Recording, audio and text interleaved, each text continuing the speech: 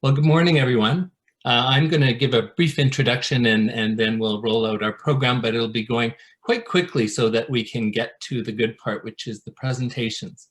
So as you all know, I'm the director of SASA, and it's a great pleasure to welcome everybody to this opportunity to hear our fourth year students' campaigns for change. As my university colleagues, some of you are, friends of SASA, and some guests, including Jamie, who came and joined the course earlier in the term, I suspect that we're all committed to some of the very things that David brought to the class. And that is, in an exciting series of seminar, the students talked about with David, telling stories in ways that imagine change and promote it. David introduced the students to ideas, experts, and texts that help convince them, and certainly me, and I know Dr. Arasuksi, the SASA Associate Director, is similarly convinced of the productive transformation possible in culture, society, and the marketplace, which is possible and can be talked about through reconsidering the way stories are told. As the students know, early in the course, you took up a wonderful reading from Bell Hooks, and I'm just going to quote very briefly. Hooks says that Nancy Harstock's essay, Political Change, Two Perspectives on Power, describes the frustration that surfaced in the feminist movement as women attempted to reconceptualize power. In her essay, she emphasizes understandings of power that are creative and life-affirming, definitions that equate power with the ability to act with strength and ability, or with action that brings a sense of accomplishment. And Harstock comments, she says, significantly, these understandings of power do not require the domination of others. Energy and accomplishment are understood to be satisfying in themselves. This kind of power is much closer to what the women's movement has sought, close quote.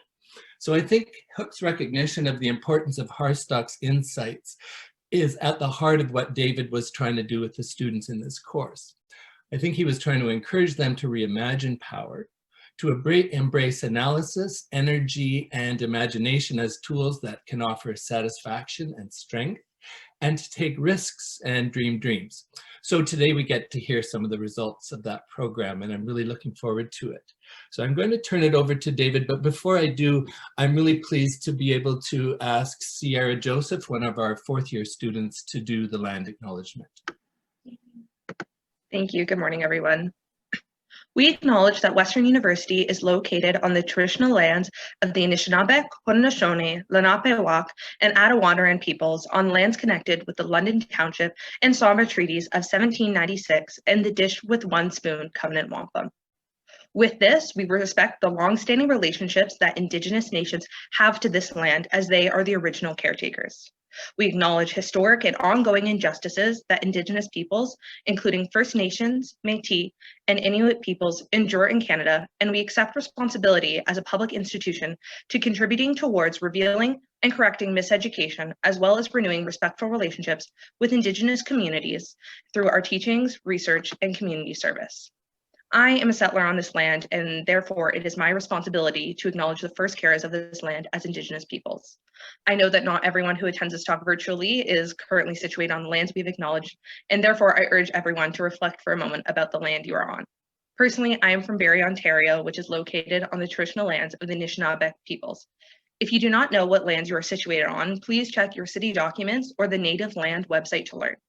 It is active steps like this that start our personal contributions to reconciliation and decolonization. However, it does take more than this. We must actively work against perpetrating colonialism in our actions and in our education. We must acknowledge and respect Indigenous histories, ways of knowings, and perspectives as diverse and unique to each nation. Reconciliation does not begin and end with a land acknowledgement. We must acknowledge Indigenous knowledges and ways of knowing in the university as valuable information, stay informed on Indigenous initiatives, and work as allies whenever possible. Thank you. Thanks so much, Sierra. So David, please go ahead. Thanks, Patrick, and thanks, Sierra, for that land acknowledgement. I'm not going to take up too much more time. We're going to get to the presentations. I did want to thank everybody for committing themselves this semester to this course and to learning together. One of the messages I wanted to leave the group with is that if nothing else, getting together like this talking like this and thinking collectively like this helps us create meaning in public and in publics. And I think we're creating meaning together. We're creating community together. And that's what this is all about. And it's really special for me to be with you today and stress that. The other thing I want to stress as you end this course is that relationships matter. Relationships create meaning, and you never know when a relationship is going to come back and be valuable to you, to be thoughtfully a challenge to you, or to get you over a hump in life. And I think there's people on the screen I've known for a very, very long time who've contributed to my growth, whether that's people like Michael or people like Jamie, and now I have relationships with all of you. So I'd encourage you to stay connected to me, to each other, and to Western, because that's a very powerful relationship that we all have now, and that connects us. So you've all been broken into groups, and you've all been asked to create meaning around an issue or a campaign. And it's a privilege to have a dean with us, and a dean in his own right when it comes to campaign and persuasion. You'll be given your about 15 minutes to present your issue. So you've been asked to take an issue, to craft a position, and then to persuade us in that position. For context for our guests in the room, this presentation is to their colleagues or to their leadership team. So it's not yet a public campaign, but it's sort of the setup or the pitch of that. So that's the context and the frame. And then we'll be able to ask questions and give feedback. Following this, they'll submit their written assignments that go along with these presentations. So they've done theory on the front end, and Patrick's quoted some of the Hooks work that they've read. They read much other pieces. And then on the back end of the course, we took them through sort of how decisions are made in Canadian politics and policy to give them that sort of frame and that issue. So I won't take up any more time. At your 3-minute warning, Blistler will play a sound so you know that you're at 3 minutes, and we'll go from there. Everybody excited? Great. Remember that feedback's a gift. So take it and celebrate it. Over to Patrick. So we're going to begin with Rebecca Jackson, Puneet Dhaliwal, and Jay Rosal.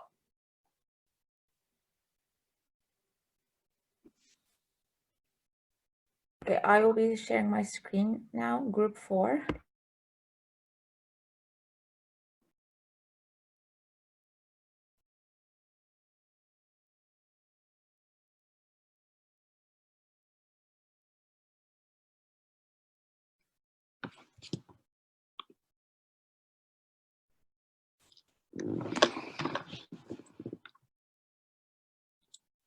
Okay, can we start?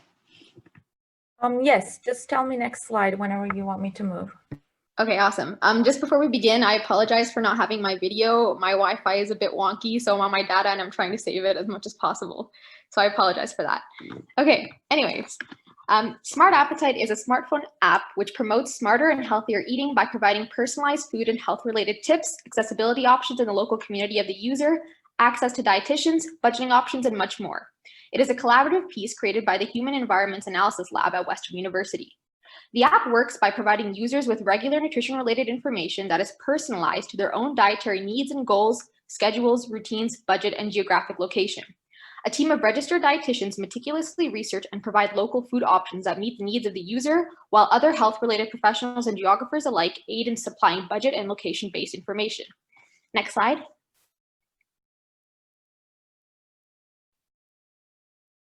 Again. The following is an overview of the topics we will be discussing in regards to our campaign proposal. Today, we will consider the primary goals of our cause, in addition to the reasons, potentials, challenges, logistics, target audience, stakeholders, and promotional tactics, as well as all the other aspects that make up our campaign. Next slide. With the overall health and well-being of younger generations being at significant risk, as outlined in the executive summary, our main goal is to promote healthy eating and at affordable costs through our Smart Appetite app. Additionally, secondary goals include achieving a high number of downloads, which will lead to widespread outreach, the promotion of local food consumption for environmental sustainability purposes, addressing and educating others on food insecurity, assisting marginalized and low-income students, and supporting local businesses. Due to the encompassing nature of our campaign, we are able to tackle various aspects of societal issues which are extremely meaningful and crucial for us as part of our overall campaign mission, thereby allowing us to target the app to and for various groups in the community. Next slide. Furthermore, the app is critical in today's day and age as we are experiencing never-before-seen global health crises regarding obesity and mental illness, as they are rising exponentially and resulting in various health implications. However, studies show that people will benefit from health-related interventions such as healthy eating. In Canada, obesity rates among youth and adolescents have tripled, leading to a highly at-risk population with various health implications. Additionally, the CAMH reports that 70% of mood disorders and the mental health issues have their onset during adolescence. Therefore, it is crucial to target a young audience because what happens during these critical years of life has profound and long-lasting implications, especially in terms of lifestyle. Next slide. The application has the potential to promote smarter, healthier eating while strengthening Ontario's local food system and eventually throughout Canada as well in various communities across the country. In doing so, local economies will be revitalized since Ontarians currently spend approximately $18 billion per year on food produced from outside the province that could go towards purchasing local food and create thousands of new jobs, which have been projected to generate at the minimum $2.4 billion more towards local provincial businesses. Not only that, but it will aid in lowering the risk for health diseases and premature death, thereby also reducing the financial burden on our healthcare system.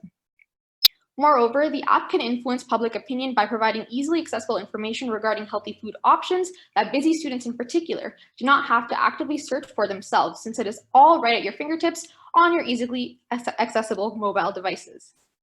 Next slide.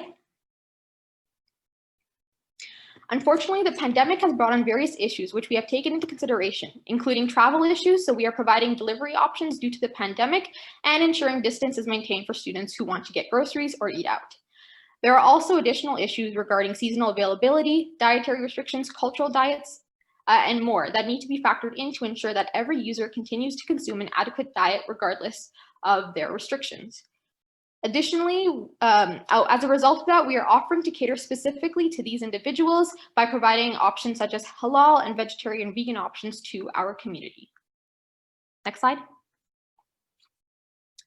So when it comes to identifying what the most important aspect of any campaign is, it always comes down to who is your target audience.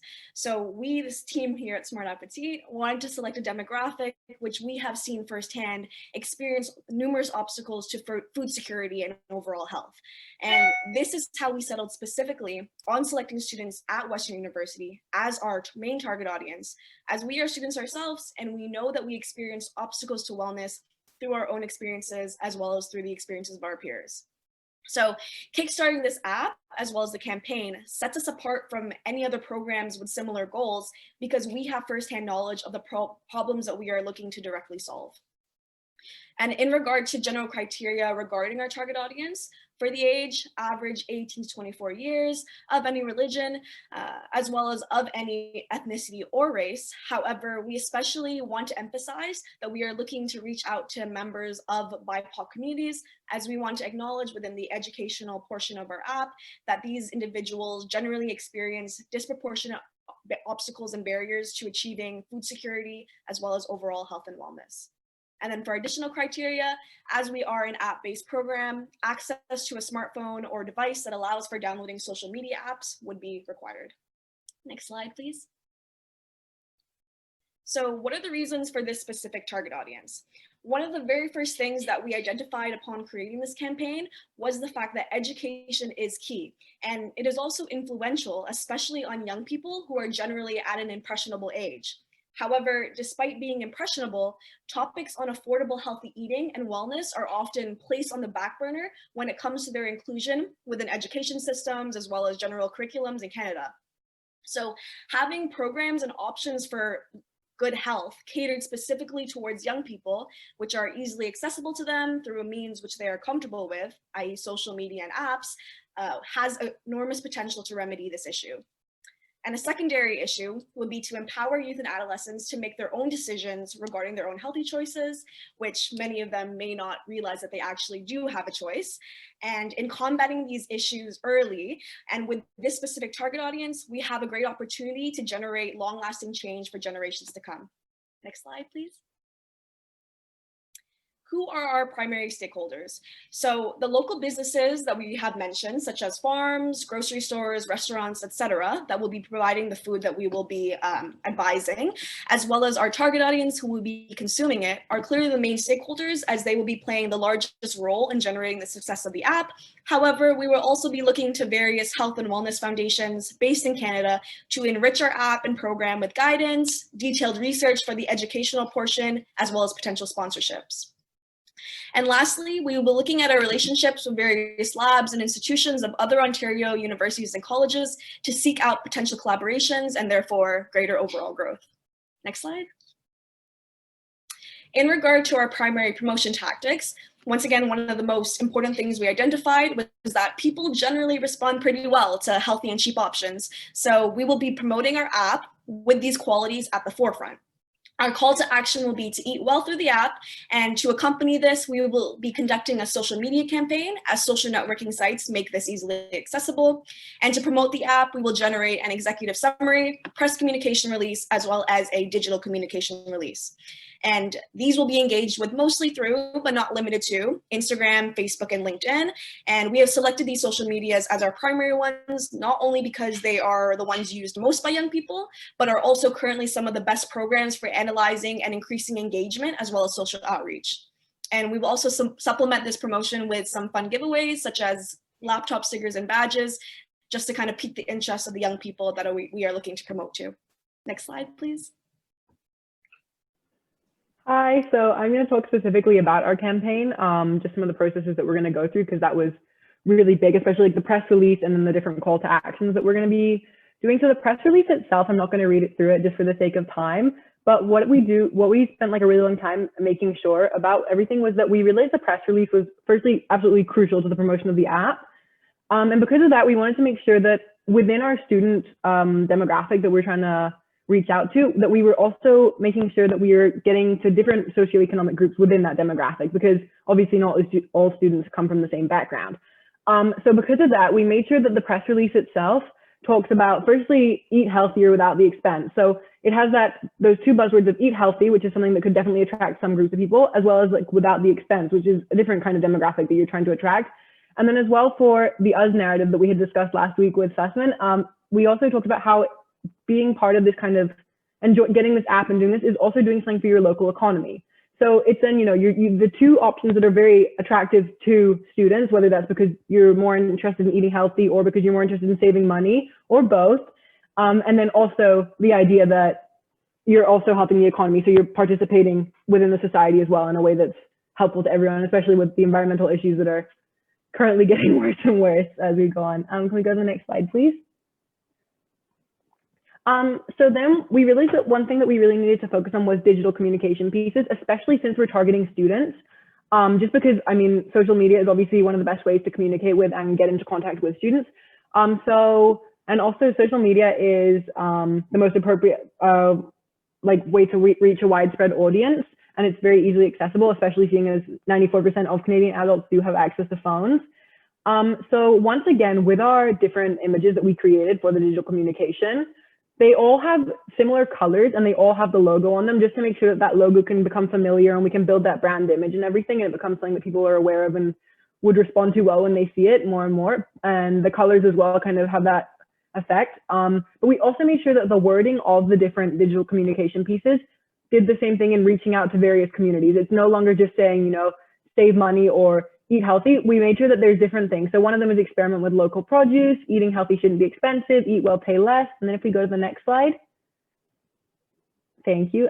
We also have healthy options right at your fingertips, learn how eating local can save you money. And then did you know that eating a healthy balanced diet can help fuel your mind? So the different messaging definitely can effectively engage people from all different social economic classes, which is definitely really important, especially when we're doing students, which is such a large demographic to be targeting.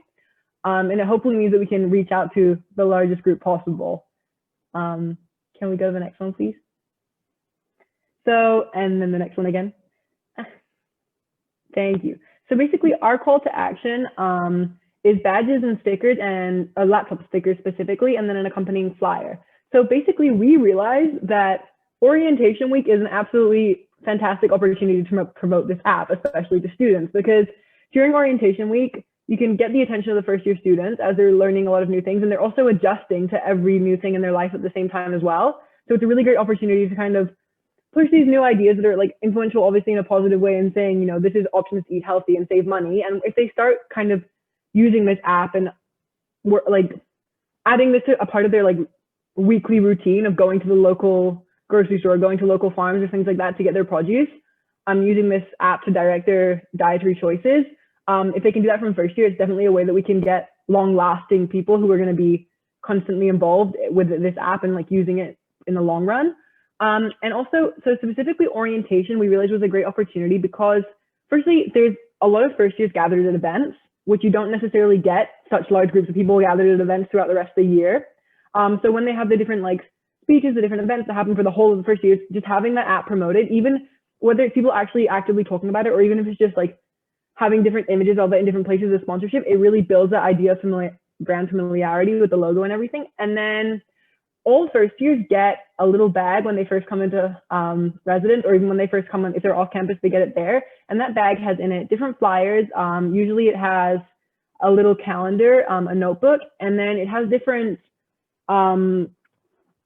little like, oh my goodness, it has different coupon books and things like that. So if we were able to put badges or stickers and then our accompanying flyer within those bags, it means that firstly, very likely, I mean, getting first years to put badges on their backpacks is not really something that you have to even like, it's not very hard to do at all, because when they get a badge in first year, like I know a lot of people that we were in first year with immediately put those on their bags, the same with laptop stickers.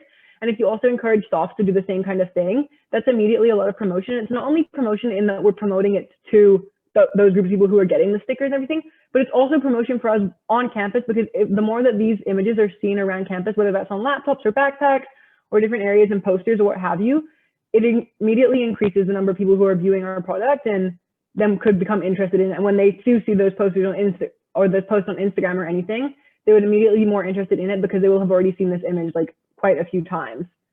And like we said, it means that from the outset of their journey at university, they'll have really been influenced by this app, and hopefully it can make long-lasting decisions for them. Okay, if we go to the next slide. That was your 2-minute mark. Okay, and that's the flyer we would suggest to put in the bag with the stickers and everything, just so it shares more information. So we're not just putting stickers in and just giving them an image. It also explains exactly what our app does and everything. Okay, and then if we go to the next one. Just how will we measure success at the end? So we're going to measure success in a few different ways. So firstly, just through statistical data, we're going to look at how many young people, students visit local vendors compared to before, and how many people have downloaded smart apps. So that's just solely from numbers. We can see those kind of differences straight away. And then also with social media, since we're using it as such a big part of our campaign tactics, it's how many followers, shares, and likes we're getting, and the social engagement and reach that we're getting on our Instagram and Twitter and different social media platforms in general. This will definitely be crucial because, and also social media engagement is definitely an easy thing to track. It's not like it's super tricky to kind of get this data and information and everything, and we can just see the engagement, and we can also constantly work on kind of upping and increasing that engagement too on social media. As they mentioned earlier with the different giveaways and things like that we suggested. And then finally, we can employ a survey tool to obtain valuable feedback if we feel that the other two are not providing us with enough information overall. And the next one. Thank you.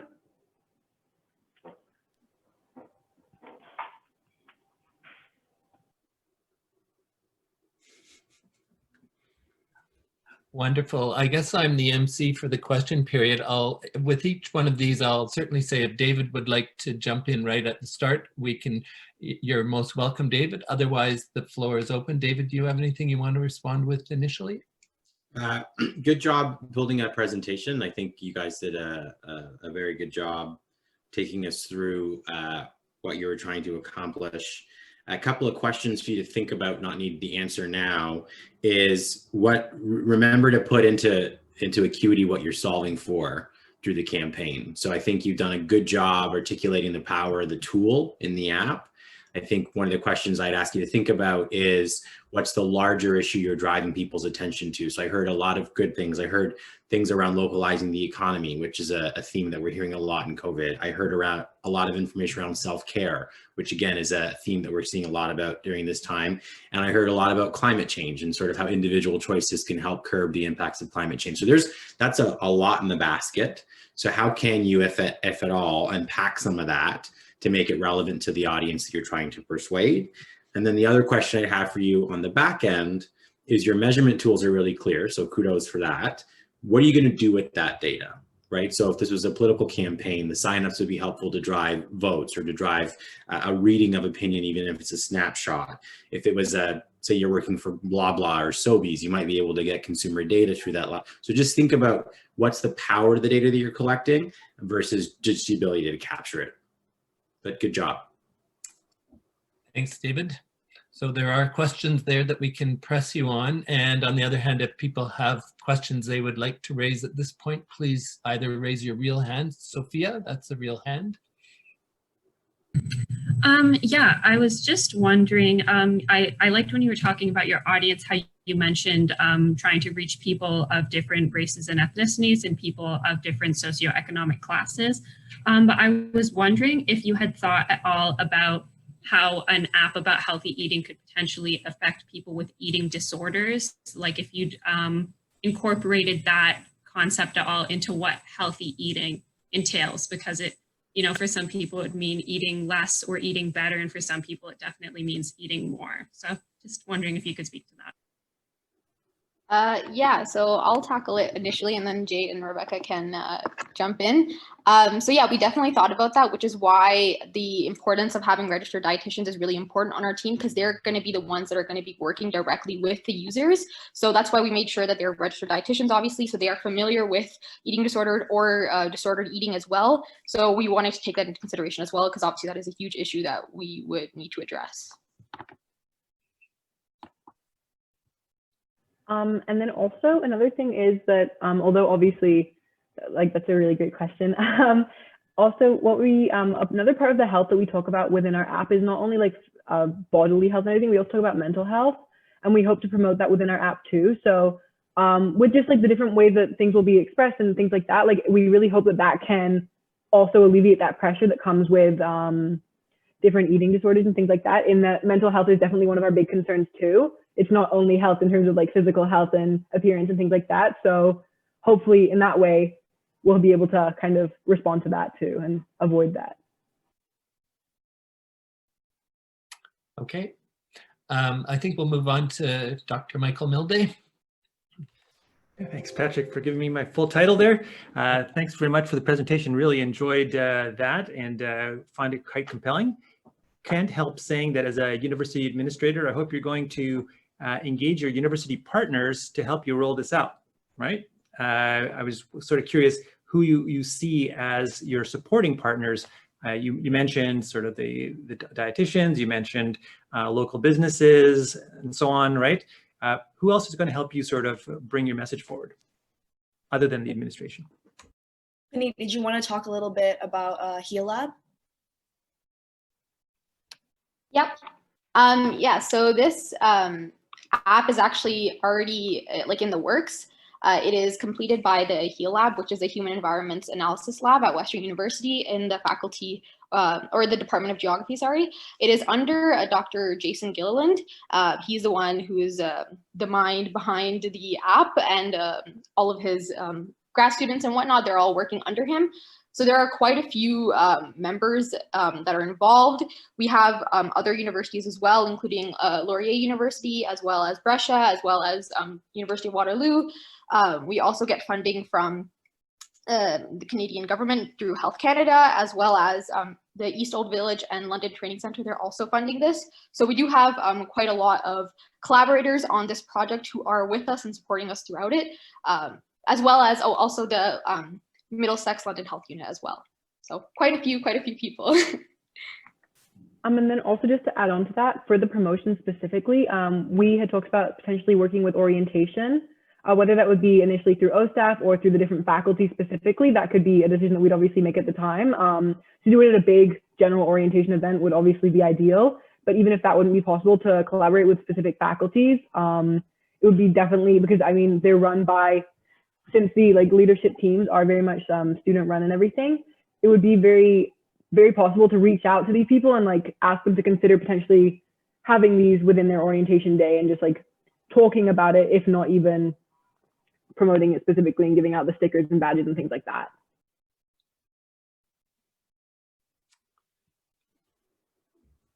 I think I'll follow up with a question, although others are certainly welcome. This is perhaps related a little bit to what David was raising. I'm interested, you yourselves acknowledge that there's the me and the us quotient or kind of paradigm that you needed to be accountable to. And I was thinking that when we think of eating well, we think of health. Generally, that sounds a little more me oriented. And if we think of supporting local food, we think of the economy around food, that sounds more like us. And I realize it's not either or, but I'm wondering if you could talk a little bit about the conversation that you had around the ways that you're trying to respond to those requirements of a campaign. I can speak a little bit to that. So as well as following up on David's earlier question or feedback regarding kind of centering in on a specific campaign aspect just to lessen the broadness of our campaign. I think that the two primary goals that we really want to accomplish of this campaign specifically are accessibility to health and wellness, in terms of just accessibility to on a community basis as well as an individual basis, as well as the second one would be specific education, as we did recognize a void just in terms of health and wellness generally as it's taught in Canadian curriculums, as we ourselves, well, not Rebecca because she's international, but me and Vinny ourselves do not remember ever being taught about health and wellness beyond being presented that little triangle of various food groups. So developing things about wellness and health by specifically referring to mental health, as well as our the ways that mental health and wellness can reach out to a variety of people, not just ourselves, is definitely beneficial, and it's something that we would look to emphasize in our campaign. Great, thank you. I'm going to ask Jamie Watt if you have any comments or thoughts you'd like to share. I can unmute myself. I thought it was a terrific really a very, very good presentation. You guys could have jobs at my place if you like. It's a great idea. The two things though that I think you might want to focus on, and I'm a little bit unclear about where you are in the process. The three things: eat healthy, save money, and help the local economy. I think you really need to need quite a bit of research to understand what the persuasion cycle is and what needs to come, what people need to believe first before they buy the rest of it. And that research is really tricky to do because, of course, everyone's going to say they want to eat healthy, and everyone's going to say they want to save money, and everyone's going to say they want to help the local economy. So the chance of getting, a false positive, there's a Spanish aphorism, which when you translate it says, say and do not eat at the same table, right? And that's something to keep in mind when you do research on this. But I definitely think you would need to do that, because I'm not sure giving equal weight to those three messages is necessarily efficacious. It's wonderful, but I'm just not sure if it's efficacious. And the second thing that I think was an excellent presentation, but I do think you missed one very important thing, and that is you have to induce trial. Trial doesn't come by itself. And yes, Frosh Week, Orientation Week, whatever it's called, is a great opportunity. And yes, there is that bag that you can stick your stuff in.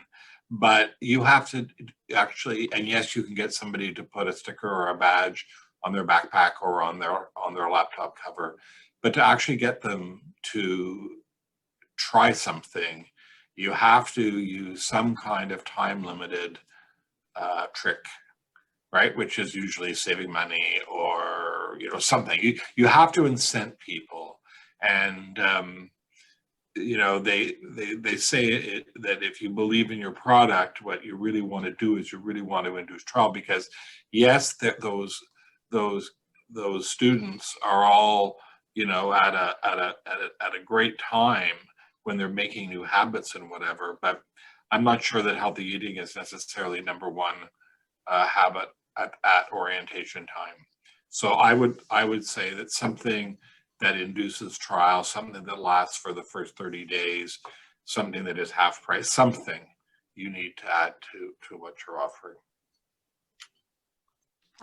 Yeah, so just to speak up on that a little bit, I apologize that we didn't include that in the actual presentation, but we did include it in writing. So some of the ways that we thought to induce trial was to work with local businesses in London, because this is where we're starting first, to have some sort of incentives for people who have the app, and then they show it to whatever grocery store or whatever it is, for example, like Unger's Market, and then we would have some sort of specialized discount for them, for the students that download the app within the first month of its release.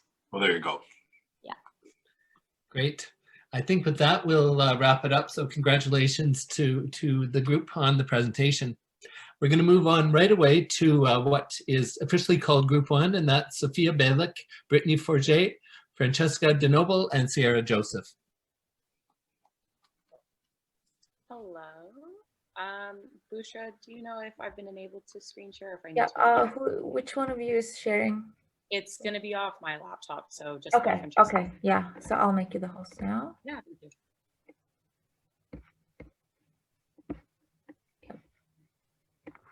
Okay, you're good to go. Oh, and you will hear your 3-minute mark, my alarm. Perfect, thank you.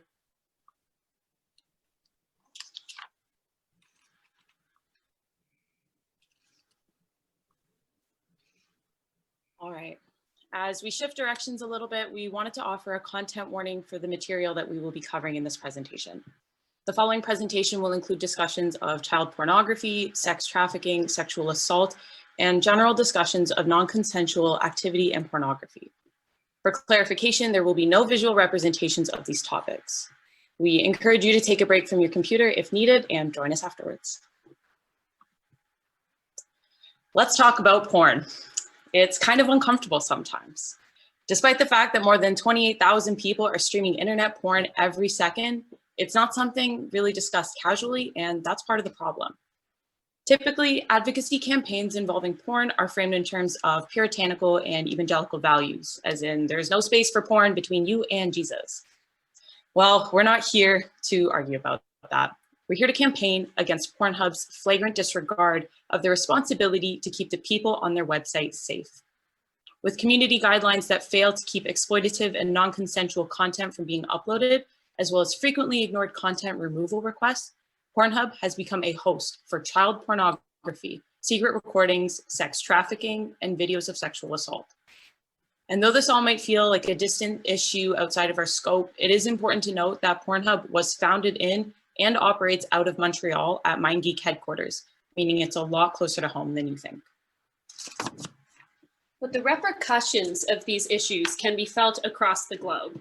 If you visit Pornhub, you probably aren't worried about potential non-consensual content showing up in your searches, just because the idea of someone uploading assault or child pornography is so heinous and absurd to most people that it can almost be dismissed as impossible.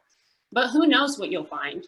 Maybe it'll be Rose Kalemba from the UK, kidnapped, stabbed, and raped at age 14, whose videos were kept up for 6 months despite pleading emails, only taken down once she impersonated a lawyer and threatened legal action.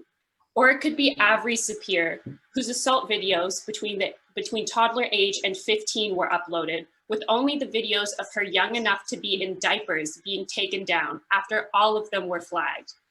Maybe it'll be the ads that still linger for the channel Girls Do Porn, taken down earlier this year after 22 women separately brought the channel to court for sex trafficking. Or it could even be hidden camera videos from a change room at a university. And these are not the exception to the rule. These 4 cases are just some that attracted the most media attention over the past year. Imagine how many more go unreported or even more likely undiscovered every single year. And you might be thinking, well, shouldn't Pornhub be facing some repercussions for this? But after an investigation by the Sunday Times UK revealed that dozens of child pornography videos can be found on Pornhub within minutes, some of which have almost 500,000 views and had been up for over 3 years, the only consequence for the website was that some corporate partners backed down, including Unilever, Heinz, and PayPal. And quite frankly, this is small potatoes for a website valued at $1.5 billion, who has already spent years profiting off of the ad revenue from running advertisements before non-consensual content. There's a complete lack of regulation, either from a government or an independent body for sites such as this, essentially leaving Pornhub just to regulate itself. Now, on the surface, Pornhub puts on an excellent image of protecting the people on its website, but I think it would be generous to refer to these promises as misleading. To start, Pornhub claims that, in accordance with Title 18, Section 2257 of the US Criminal Code, it requires age verification from every person in every video that is uploaded. Clearly, this doesn't work. You don't even need to provide ID to become a verified Pornhub account. They also claim that human moderators review every single video uploaded, which would be great, but would also be a superhuman feat, considering that over 136 million hours of content were uploaded last year. And the number of moderators that Pornhub reportedly hires is 12. Finally, the site says that they have a digital fingerprinting system to prevent flagged videos from being re-uploaded. This, again, doesn't work. All of the cases that I referred to in the last slide were constantly re-uploaded multiple times for a variety of technical and legal reasons that involve the issues of training an AI using child pornography and other illegal content. Clearly, Pornhub could be doing a lot more.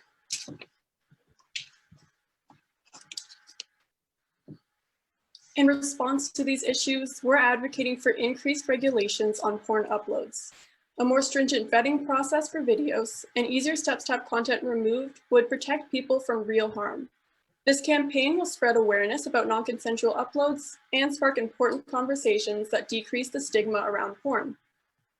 We want these conversations to generate negative attention towards the Pornhub brand, placing pressure on Pornhub and other PornTube sites to introduce safety regulations. And we want to incite people to write to their members of parliament in order to force porn regulation onto the government's agenda. Our target audience begins with young adult Canadians. We see a great strength in young adults as activists and socially conscious consumers. In many social movements, we see young people on the front lines demanding change and to be heard. Young adults are more willing to talk about taboo or difficult subjects like consent in pornography. We believe this demographic encounters less stigma about sex and sex-related topics. Here, we are trying to mobilize the people with the thinnest barrier to hear our message, because the ultimate goal of an awareness campaign is to get people talking. This is the audience with soft power to influence those with hard power. If we get enough people talking and making noise, those in positions of power, whether it be in the government or porn industry, will notice and have to do, or at least say something. We need to call this specific group to action, because if they are better educated and aware, they can help end the stigma around sex and stop harmful practices. If people are going to turn away from words like porn or sex, this is not the audience we can or want to reach. We are starting where the audience is, comfortable enough to listen, interested enough to do something, and we will use the emotions of outrage and disbelief to break inertia and mobilize. All parties and people can be invested in this topic. For people siding left on the political spectrum, this is a topic of social justice, agency, and pro-sex liberation. For those on the right, it's a substantial step in regulating pornography. For moderate or middle individuals, I would venture to guess that most people are against child pornography, assault, and sex trafficking. We can all agree that we should reduce harms to our fellow Canadians whenever and wherever possible. This is the right time for our campaign. One distinct marker of this is an open letter that was published on March 9th of this year to the Prime Minister on the exact topic of child exploitation, sex trafficking, and sexual assault in relation to Pornhub and their parent company, MindGeek. This letter, by a group of 3 senators and 6 MPs from 3 parties, shows us that members of government are ready to have this conversation. While this process was halted due to COVID, we must continue the momentum. Additionally, this letter shows the possibility of aligning with the government. But these government members are not the only allies we have in this campaign. We'll be inducting a coalition of political and social allies that have values and missions that align with our campaign. These organizations are not specifically about porn, but their values of reducing harm in the context of child exploitation, human trafficking, sexual assault, and non-consensual activities directly applies to our campaign. These groups have the credibility to promote our campaign to the public as a reliable and legitimate source. They already have audiences that we can capitalize on to extend our reach, especially for our social media campaign, as Brittany will mention next. So to reach our audience to raise awareness, our primary tactic will be to run a social media campaign on Instagram and Twitter. Here you see a mock-up of our Instagram page. We have certain brand images that we keep constant through our media, and you can see our name, Porn with Permission. We believe social media is the most effective way to reach a large audience today, and it can be really engaging because it allows people to actually take part in the conversation. Instagram has over 1 billion active users, and it's been a platform for activism because people can share news and ideas in real time, and that generates a sense of immediacy. To garner an audience across social media platforms, we'll utilize our coalition of allies, like Sierra just mentioned, to promote our pages. Here's a more specific example of some content on our Instagram page. We'll be posting stats, testimonials, and just general information about non-consensual uploads. We're also calling our followers to action by outlining some specific ways that they can actually help. Ultimately, we're going to be cultivating a community of activists who can really champion our mission. We also have a Twitter account. As you can see, we use the orange and black logo of Pornhub for our Twitter header as a form of culture jamming to use Pornhub's brand and image against them. We want to attract people who aren't afraid to have a conversation about porn, so using the logo is a provocative way to draw attention. We'll be promoting several hashtags. Our main one is #PornMission. We're playing on the words porn and permission because it goes with our message of the importance of consent in content uploads. And we're also generating a shared sense of purpose through the word mission. To build on this sense of purpose, we have a more specific hashtag to use, and it's #JoinThePornMission, which is to encourage involvement in our campaign. And we also have the hashtag #GetPornMission to advocate for consensual uploading. Our goals for the social media campaign are to generate conversation about non-consensual uploads and to engage people to take action for our cause. With that in mind, our specific objective is to produce a trending hashtag. Our second tactic is media jacking, which is using the target's media against them. With that in mind, we have 2 sub-strategies. The first would be the creation of a Pornhub channel for our campaign, featuring videos with information on the issues that we've covered. This is our way of going directly to the source. We've even clickbaited some of the video titles so that they would show up in searches that could possibly contain non-consensual content, such as schoolgirl or hidden camera. Our goal with this tactic is to create moments of shock and reflection in the audience, drawing their attention to the fact that through no fault of their own, non-consensual content is happening around them and they have to be aware of this. Our second sub-strategy would be reaching out to a well-known Pornhub star, Ryan Creamer, who is known for his comedic, wholesome, and completely non-pornographic videos. Creamer has an established following on Pornhub and is active in supporting other campaigns and charities on his own social media. This is another way to reach our target audience by capitalizing on someone who already has credibility on the platform. These 2 strategies of media jacking will help us establish our cause essentially in enemy territory and bring the issues to the very doorstep of where they happen. Welcome to our third tactic, guerrilla projection. With a projector, we can turn any large surface in a public space into the perfect medium to get our message across. We're looking to do this on specific days of the year to get as much media coverage as possible. For example, Pornhub's anniversary on May 25th, the first day of Pornhub Cares, a series of awareness campaigns run by Pornhub, and National Days of Awareness pertaining to sex trafficking and assault. To have a greater impact, we will be projecting this image across 3 buildings of importance simultaneously in London, Toronto, and Montreal. In London, the Dominion Public Building, located downtown adjacent to Victoria Park. In Toronto, the Canada Life Building, located at University in Queens and across from Osgoode Hall. And in Montreal, on the site of MindGeek headquarters where Pornhub operates. Admittedly more daring than our other two tactics, guerrilla projection is an ambitious method that, yes, while risking legal attention, is something that we feel necessary in order to reflect the gravity of the situation.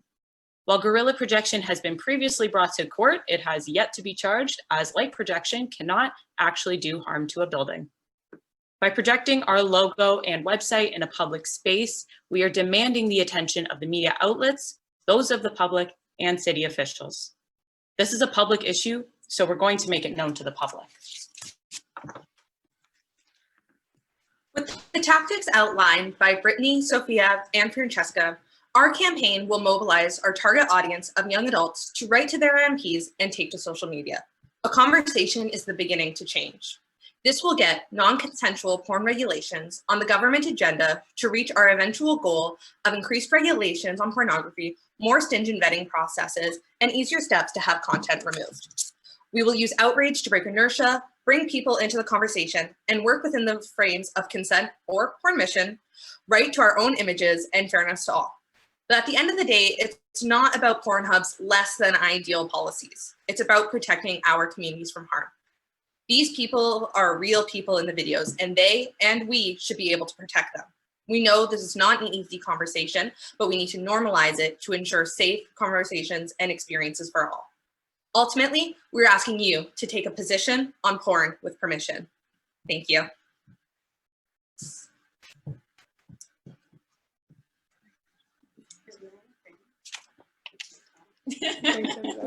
Like barely.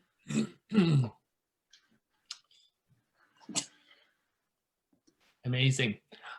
So David will offer you the first response.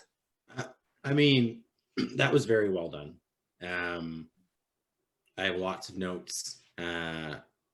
Jamie, do you have any thoughts off the top? I don't know. as a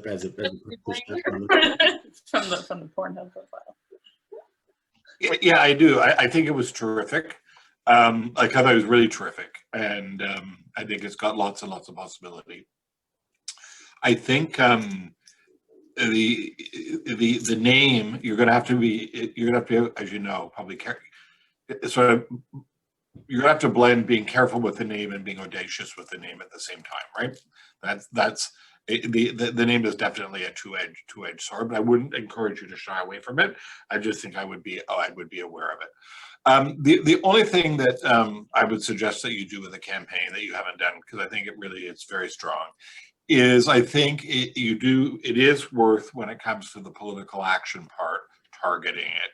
I think that to expect to get enough of an activation and get enough people to write to enough MPs to get them actually to do anything, it is probably a little bit like emptying a teacup into the ocean, right? It's going to be very difficult to measure its progress.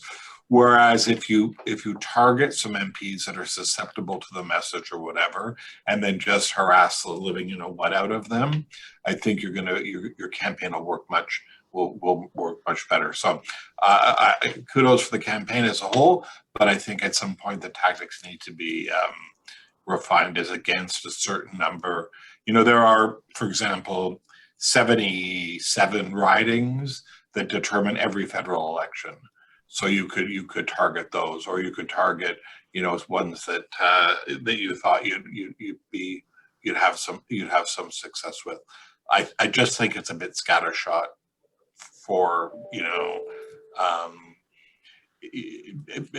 I mean, if, for example, we've allowed there to be boiled water advisories in over 20 First Nations Indigenous communities in the North for, years and years and years. Why? Well, because we actually don't care that much, right? It's an outrage that is happening in our country, but it still happens. We still have people living 6 to a room in congregate care and long-term care facilities. And I just think if you want to get people motivated on this, you're going to have to be a little bit more targeted. I think that's really good feedback. One of the things I wrote down at the beginning is from a application of the theory you learned in the course, job well done. You could hear the theory and the strategy is there for sure. I think to Jamie's point, remember that at the end of all of these, and this is for everybody, at the end of all of these campaigns, if your target doesn't think, say, or do something that you wanted them to do at the beginning, then the effort's in for naught, right? So you've done a very good job creating immediacy around the issue. I didn't know that Pornhub operated out of Canada, right? I didn't know that Pornhub was in Montreal. So I think, one of those options, to Jamie's point, identify the ridings that decide the election, also identify the ridings that are at the most risk. If I'm the MP with this company operating my riding, and again, if you start with data, figure out what the, opinion curve in that riding is, that could make me either lose or win that seat, right? If you're known to be not taking action against child pornography. So running into that idea of fair and reasonable, running into that idea of values and shared purpose, and then finding the trigger points in the electoral map could really give this momentum. And then I get back to Jamie's initial comment, giving it a name that will allow me to feel uncomfortable, but comfortable being a supporter of the campaign will go a long way. So good job. And if I could, one thing I should have added, and I don't know if you guys have had a chance to read the Times today, but the New York Times is writing about this today. The New York Times has got an opinion piece. The headline is "The Children of Pornhub," and the deck head says, "Why does Canada allow this company to profit off videos of exploitation and assault?" So you were right. You're right. Your timing is right on the money. You can find that I'll send this. I don't have all your emails, but I'll just send this to David now, and he can send it around to you. I'll send it in the chat right now, Jamie. Yeah, Jeremy Copeland also, who's here, also drew attention to that. The article is by Nicholas Kristoff, so that's in the chat right now. Thanks very much, Jamie and David. Michael Mildy. And help myself. So full disclosure, I used to write on pornography in the days when I was just a philosophy professor, and it's a really difficult topic, and I think you've handled it really well. So congratulations, a great piece. I only have one comment. Great presentation, and I loved hearing what Jamie and David had to say about the targeting. The one part that I found completely unconvincing was your audience. When you were trying to bring in the left, the right, and the center. So all the history shows you that when feminists and religious conservatives got together, it did not look pretty. I think you're really optimistic there if you think you can bring this audience in. So you may want to refine who you're actually targeting, who your activists are going to be, because yes, they may all get on side about the regulation part, but because they come at it from such different perspectives, getting them to work together may be more trouble than it's worth. So that's my one comment on that. But nice job. I think that's a really good observation, Michael. And you'll remember in a few of the presentations from our guests, they talked about identifying the audience, and these are my words, not there, that either have the most to lose or have the most to gain, right? So if you figure, I don't know what the answer is, I'm not an expert in this issue, but if you look at the left, right, who is going to be more embarrassed for not taking action on this issue, right? I think of David Cameron's speech after he came out in support of equal marriage in the UK. He said, I support this, not in spite of my conservatism, but because of it, right? He talked about family values, and he talked about, compassion as progressive conservative values in the UK and wanting that to be part of the party. I'm obsessed with the Queen, both the show and the idea of the crown. And I think, if you watch season 4 and look at Thatcher and the Queen's apparent, the schism in their relationship, it was because the monarch felt as though the party was moving away from fundamental values of common decency in the UK, right? So if you can find sort of that thing that ties people and gives them a bet to make, it could be a good trigger point. We have time for a little bit more. Maybe I'll jump in. Fantastic. I was thinking a little bit about this probably not being dissimilar to gun control. That in that context, of course, it's about the right to bear arms. In this case, although ludicrous, obviously freedom of expression, that kind of thing could come into this. It's something because for sure there's a spectrum when it comes to pornography, as we know. And then the other thing is money. I don't know much about the porn industry, and so I don't know where the real money is. But it does seem to me that, money must be a huge factor in the fact that this exists so profoundly. So I don't know if those were terms that came up in your discussions. I mean, you don't have to necessarily speak to them, but was any of that part of your what you were thinking about? Yeah, speaking to the first part of that, one of the things that we did talk about, and when this issue has been raised in the past, Pornhub's response has always relied very heavily on sexual fantasies are protected by freedom of speech. So our angle, we never wanted it to be like, oh, you shouldn't be allowed to have this category on Pornhub, because it's completely possible to create consensual videos in these categories. It's just the problem that they don't regulate the users uploading it to a point where they can be sure that it's consensual, which is unacceptable, I think, to a lot of people. And there is a lot of money in this industry. Like we said in the presentation, Pornhub is valued at $1.5 billion. Every year they have like billions of visitors.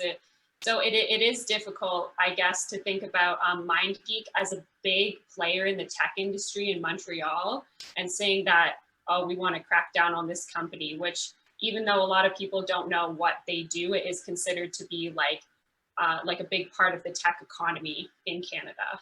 Yeah. Thank you. I think we need to wrap it up there. Congratulations, that was wonderful. Okay, we're going to move on, and we're going to have our third presentation, and that's with Will Sharp, Hadi Kiani, Veronica Botnick, and Julia Albert.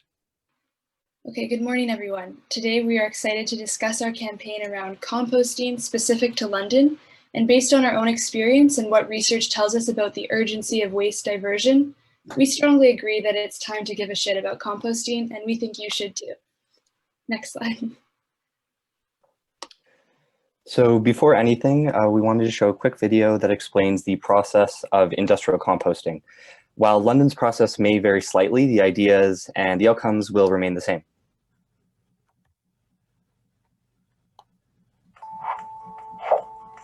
Have you ever wondered what happens after you toss that compostable cup into the compost can?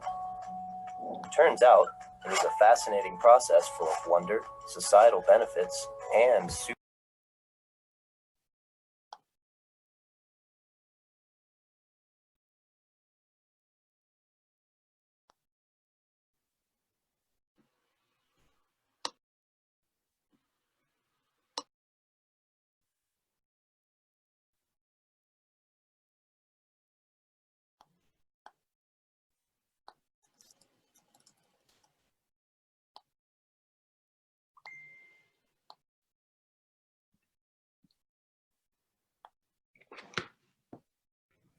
Will, we can't hear the video. If you aerated static composting achieves aeration by ventilation. Now. Sorry, I didn't know you guys couldn't hear that. My apologies. Was it no sound from the very beginning? No, we had sound at the beginning, but then we lost it, so it's fine. Now we can hear it. Oh, okay. That is strange. I'm just going to play it again then. Well, you just can't mute your computer. Oh, okay. Thanks, Barb. I didn't know that. Sorry again. And forcing air through the pile and therefore does not have to be physically turned. In both processes, the piles are monitored for ideal conditions, which include temperature, moisture, oxygen, porosity, and the correct carbon to nitrogen ratio.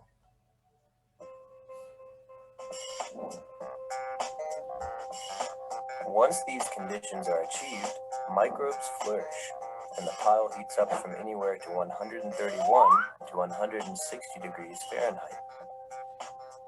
This is crucial, as it kills off weed seeds, potential pathogens, and breaks down compostable products. At this point, the microbes are chowing down on all of the delicious contents in the feedstock pile, aiding in the breakdown process. Once the compost is broken down to the desired level, it is aerated, cured, and screened for any remaining contaminants. Now, what was once your cup has been converted into rich soil that has a plethora of uses. Check to see if industrial composting is provided in your area and begin enjoying the benefits today. Brought to you by Eco Products.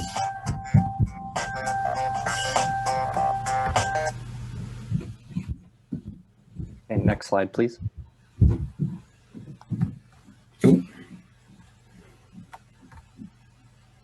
Sorry, I don't know why that didn't go to the next slide. There.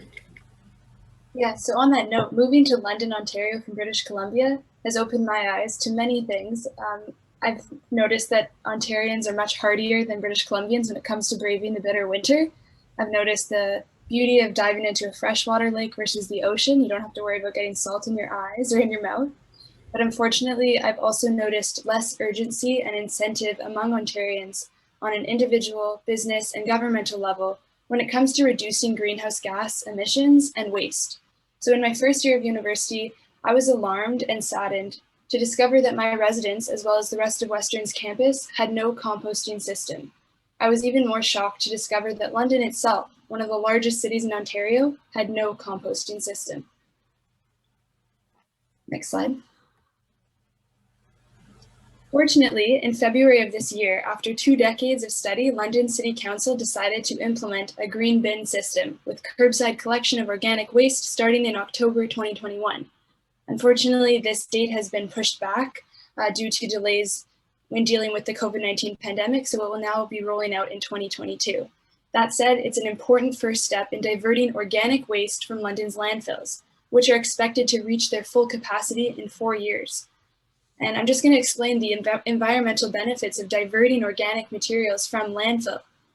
This will reduce methane emissions, which are roughly 30 times more potent as a heat-trapping gas than carbon dioxide. It will also decrease quantities of leachate, which is a liquid that leaches from landfills and contaminates the groundwater, causing health issues for Canadians who rely upon groundwater for drinking, cleaning, and farming. And by composting, we return nutrients, like the video mentioned, back into the soil, we enhance carbon sequestration, and we stabilize crop production. So having the Green Bin project approved by London City Council is an important first step, but in truth, the solution to the waste problem begins at home through our personal actions and in our communities, which is why our campaign encourages Londoners to put their food waste into green bins so that we can turn this current problem into something that benefits society as a whole. And we can go to the next slide. So this image is campaign image 1 out of 3. We'll be rolling out billboards and social media ads to convince people to put their waste in the green bin. It's going to come down to a psychological shift. We want to get people to be enthusiastic and willing to use green bins. We are not selling a service or a product, but are here to partner with the City of London to raise awareness to a worthwhile cause. So it seems the demographic of university students and younger, let's say the Greta generation, are already very aware that we are living in a global climate crisis. Getting you folks on board would just be preaching to the choir, so it's our parents and homeowners that need to be excited about composting. So why should we give a shit? We all value that green, and there are 2 greens at play here, the economy and the environment. We're all wasting food, and this can be put to better use. A study found that the average London household throws out $600 worth of food each year. So let's give back to the economy. Instead of that $600 going to the trash, $600 could be used in other ways, not simply by wasting it. We could say turning that green into green. This campaign introduces the fact that composting will help the economy by creating more jobs. It will fill the infrastructure gaps. We would need new infrastructure to properly dispose and transport compost. As well, there's 4 times more jobs per ton of waste than traditional trash disposal. Jobs are created in both processing and in the compost process. Once composting gets going, there are going to be opportunities to improve sanitary conditions, increase material recovery, and decrease poverty. Compost facilities will turn our waste and food scraps into valuable soil amendment. But we're not here just to help ourselves. On top of just creating jobs, which is good for the economy, we are also helping the environment, the planet that we are all living on and all sharing for the rest of our lives. Next slide. So perhaps the biggest reason to implement a composting program is that London will reach its landfill capacity in less than 4 years. And if this happens, the city will have to bear the financial and economic cost, or financial and environmental cost, sorry. And because London's waste diversion is so poor, that is, most of our waste goes to these landfills, the government of Ontario won't grant an expansion to our landfill. So eventually we are going to run out of space to put our garbage. And this is where the green bins come in. They're a big part of London's strategy to divert 60% of its waste from the W12A landfill. That's the main landfill just outside the city. So it doesn't fill, in 4 years. And if we're successful in doing this, the government will, of course, grant the much needed expansion to our landfill. And in 2019, the London City Council declared a climate emergency, joining cities like Halifax, Kingston, Vancouver, and other municipalities across Canada. This declaration defines the emergency as a dangerous situation requiring immediate action. And it adds that climate in Canada is warming at twice the rate of the rest of the world, as per Canada's Changing Climate Report. We need to do something about this. And so when food waste is thrown into landfills, it decomposes anaerobically, meaning there's no oxygen because all the other garbage and plastic is blocking that oxygen, which causes it to emit methane. And the methane represents 5% of Ontario's total emissions. Once released, the methane, like all greenhouse gases, acts as a blockage in our atmosphere, not allowing heat to escape the earth. This process, known as the greenhouse effect, causes the atmosphere to trap more heat than it previously has, and is one of the main contributors to the ongoing climate crisis. The good news is that food waste is avoidable, and if we compost, we can remove the equivalent of 260,000 cars off the road annually. And I'm sure we're all familiar with the Paris Agreement, which lays out the need to keep the global temperature rise this century well below 1.5 degrees Celsius above pre-industrial levels. And under that agreement, Canada has committed to reducing our greenhouse gas emissions by 30% below 2005 levels by 2030.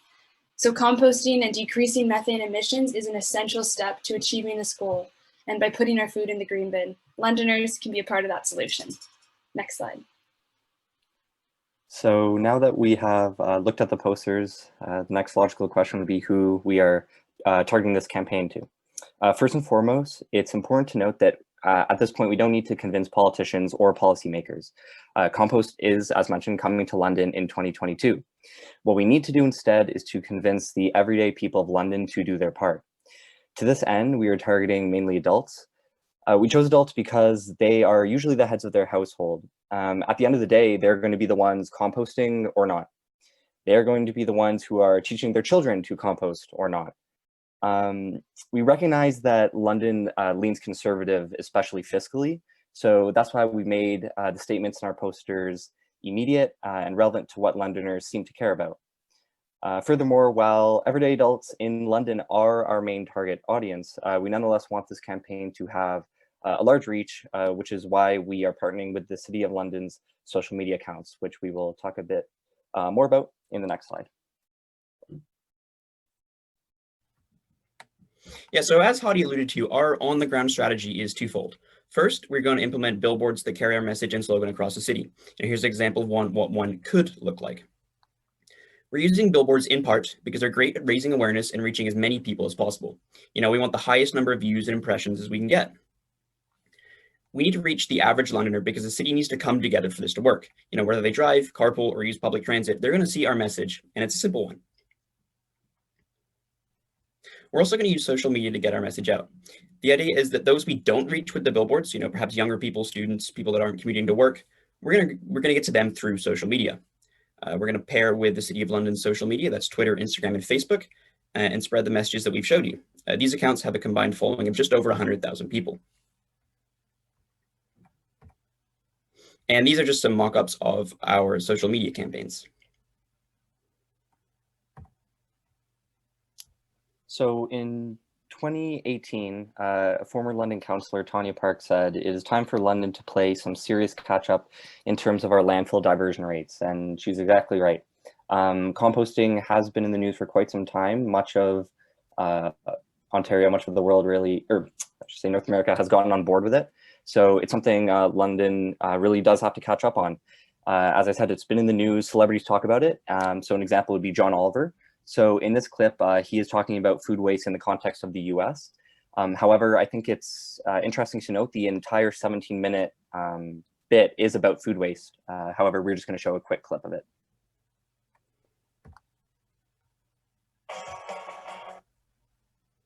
Oh, come on. I am sorry.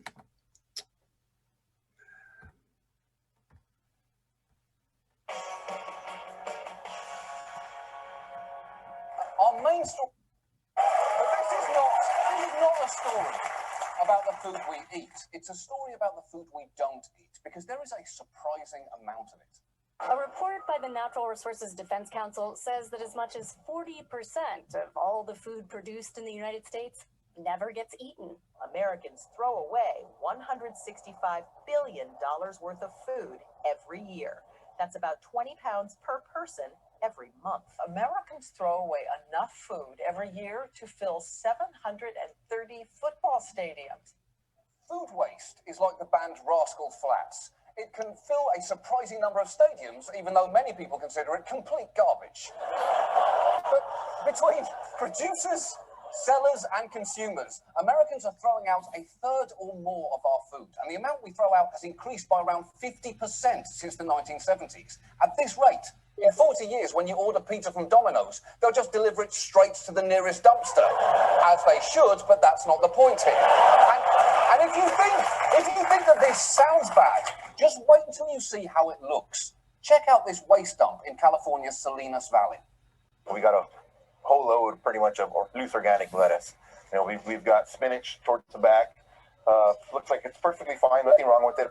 We got some kale here. We got broccoli in the back as well. We have plenty of produce to make a salad here. Oh, not just a salad. You could make a significantly better salad than the salads they actually sell at McDonald's, which look like the trimmings in Ronald McDonald's lawnmower mixed with grimace ejaculate.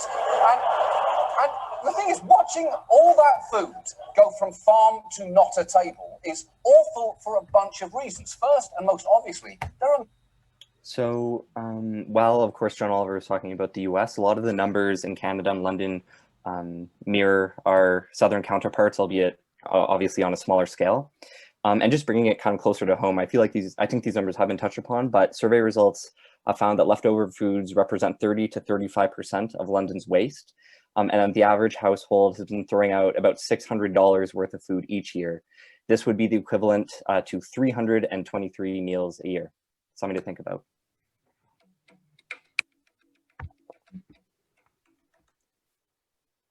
Our outcomes. Did we win? Hopefully. We might have already won, and we're just here to keep the momentum. So because of campaigning and storytelling, London has already put forth a plan to start composting, as Julie had mentioned, finally. In 2022, we will introduce green bins and composting to reduce the landfill. And in the meantime, we will raise awareness to the economical and environmental benefits to composting and to start to get homeowners to give a shit. At the moment, the composting rate goal for London is to be roughly the same as Ontario's, which is 75%. London needs to meet its landfill diversion goal, that is reducing the waste that goes in its landfill before it overflows in 4 years. If we can help London meet this goal, our campaign will have been successful. Hopefully we've reached the psychological shift in igniting a passion and desire to compost. Let's get excited about composting. So we see the power in campaigns. In fact, it was a bunch of campaigns that got London to consider composting to begin with. With this campaign, we're not trying to slide in something frivolous or just something plain useless. The scope of this campaign may be small, but it's nonetheless important and necessary if London is going to join the rest of Canada and stop lagging behind. Composting is effective and it will produce a better community, both environmentally and fiscally. We give a shit and you should too. Thank you.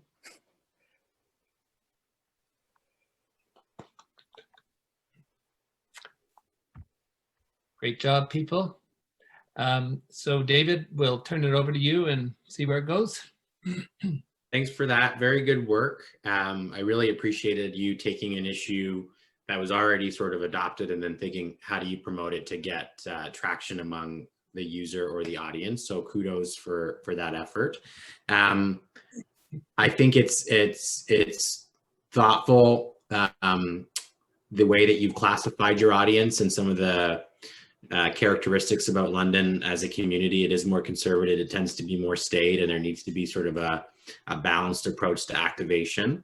I think you want to make sure in a campaign that your strategy, your tactics and strategy sort of reflect how you defined your audience, right? So I appreciated that it's time to give a shit sort of campaign. I'd encourage you, if you're gonna, there's an expression often, too cute by half, right? Don't be too cute. But if you're gonna be cute, I think you should need to be cute. So you might wanna lean in to that, because I think you use the don't give a shit, and then some of the data and narrative you assemble is more conservative in language. So I think you might wanna pick a lane in the way it's executed and sort of lean in one way or the other. So, you know, we talked about the poop emoji. I might have put the eyes and the hands on that poop pile and made, you know, just really sort of, if you're gonna do the farce, just lean into it and do it in a bit more of an aggressive way. But overall, I think you've done a good job. So thanks for this. Great questions. Era. Yeah, hi, thanks so much. That was great. I have lots of questions, but maybe the one I'll ask you is, where do you see the resistance to the campaign that you need to overcome? My guess would be that people at the moment just aren't giving a shit. If it's going to be thrown away anyway, it's going to be thrown away. What difference does it make if I'm going to put it in a green bin or a beige bin? Like, at that point, no one really knows. And I think that's exactly where we're trying to come in. We're trying to raise awareness, and just so these bins aren't simply different colors, but they really mean different things and they have value to them, and there will be economical benefits to this different color bin that's now in the household on the side of the street. Yeah, and in reading about how long it took London to get this project approved, it was really low enthusiasm levels from the London community that didn't get the ball rolling sooner. And also, just looking for our research, we wanted to understand what happens when these 4 landfills in London, or when these landfills reach capacity in 4 years. Like, what's the next step? Very hard to find what that scenario will look like. You kind of have to go through deep documents. So clearly that's just not something that many Londoners are aware of. So they're not going to be worried about it. So that was kind of, yeah, it's just a lack of concern, lack of, like, when you throw the food into your garbage and onto your curb, like, you don't really know where it's going or what's happening with the process. But. Great. Thank you.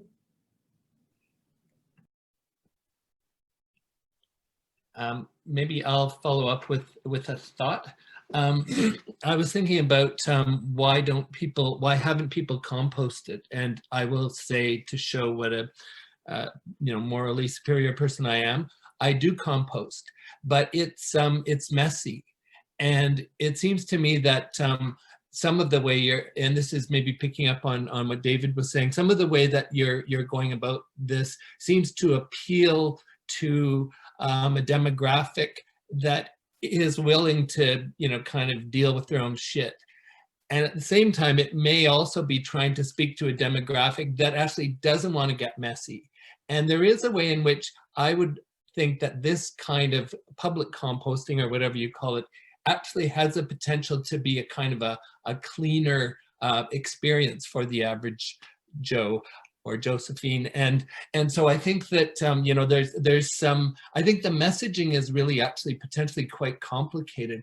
I would say that one of the great strengths of your presentation was the educational piece. I learned a lot, and I think that it's interesting information. And so I think that, that to me is one of the great strengths. And then who are you appealing to through what sort of desire mechanisms, I think is something that's really quite complicated. And I think that, it's going in the right direction, but there needs to be a bit of clarification of, what's going to speak to that demographic. So I don't think there's a question there so much, although I wonder when you did talk about the adult being the person who decides about composting or dealing with waste, what were the parts of that conversation that you could share with us that would be helpful for us to understand how you pulled together this sort of education piece? We're thinking, as young people who are, like, most people, young people we speak with are on board with composting. They always are like, where's the bin at Western, if they're thinking about it. And we thought maybe the people that needed more persuasion would be an older demographic or a middle-aged demographic. But I think you're right with the whole, it's a cleaner, it's less messy, because at this point, if you want to compost, it's got to be totally in your own backyard, or you can drive it in your car somewhere. They do have composting systems, but it's not like they're coming to pick it up at your house. So we should probably emphasize that it's easier and cleaner once we have this bin project rolling out. I don't know if my group mates want to add something. Yeah, I think this is sort of a tangentially related point, but I think something that we did, which is kind of subtle, I don't know, it took me a while to really figure it out, something we did, but not necessarily explicitly, is that people don't like being told what to do necessarily, and they don't like that because that implies that what they're doing right now is not sufficient and there's something wrong with it. That being said, we of course leaned into that by saying, put your food in the green bin in all of the billboards and all the posters. But what we didn't say is by not putting your food in the green bin, you are doing this, you are doing that. So it's not like we're putting the blame on people. So I feel like that's something that, even though it's subtle, it actually makes, it's a pretty big deal in terms of shifting people's opinions. We are saying that you should do this. However, there's no specific blame being put out. So I know that's not exactly what you were talking about, but I think that's sort of an important point to make. I think it's helpful, given the complexity of the topic you picked. I think you get credit for that. And to Patrick's observation, and Jamie made this comment in one of the earlier presentations, know where your audience is on the change curve and how much effort it's going to take to get them to take the action you want, right? And sometimes that's a quick change, and sometimes that's a trend over time. And it sounds like this one is a trend over time, and you need to make it easy and simple for people to get into the habit of composting. So is there a piece of the compost journey that you can promote more aggressively on the front end to get people into the habit? So does everyone need to have the bin next to the sink that we have in our home where you compost every little piece of it? Maybe not. Maybe that's the stage 4. But stage 1 is throw out your coffee beans. Or stage 1 is you shouldn't put apple peels or banana peels and apple cores in the garden. Do you know what I mean? There may be a step ladder to getting to the change that you want to see happen, and not to be afraid of that. Great. I think we need to wrap it up there. So we're now going to have the group called 3, and that's Damaris Holmes, Sarah Collins, Samantha Henderson-Wally, and Sarah Charette.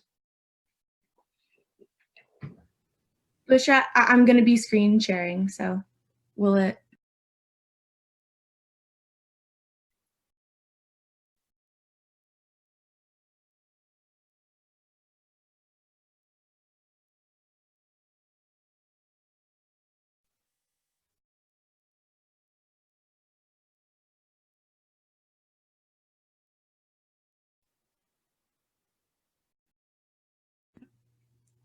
Hi.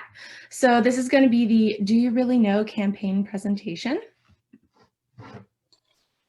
So to start off, I'll just talk a little bit about our topic. So environmentalism is an issue at the forefront of the minds of many Americans right now. Many of us have come to recognize climate change as a problem that needs to be addressed immediately, many of us not. But oftentimes with news reports really hounding the immediacy of climate change and how extreme action needs to be taken, even those of us who worry sometimes won't take action because it seems like too big of a task, too intimidating, or that in reality there's nothing an individual can do. Not infrequently, measures like buying an electric car can be out of the financial scope of the general population, which makes environmentalism seemingly that much more inaccessible. So here I have a definition of greenwashing, which is essentially just companies putting out misleading information that a product or a service is environmentally friendly when in reality it's not.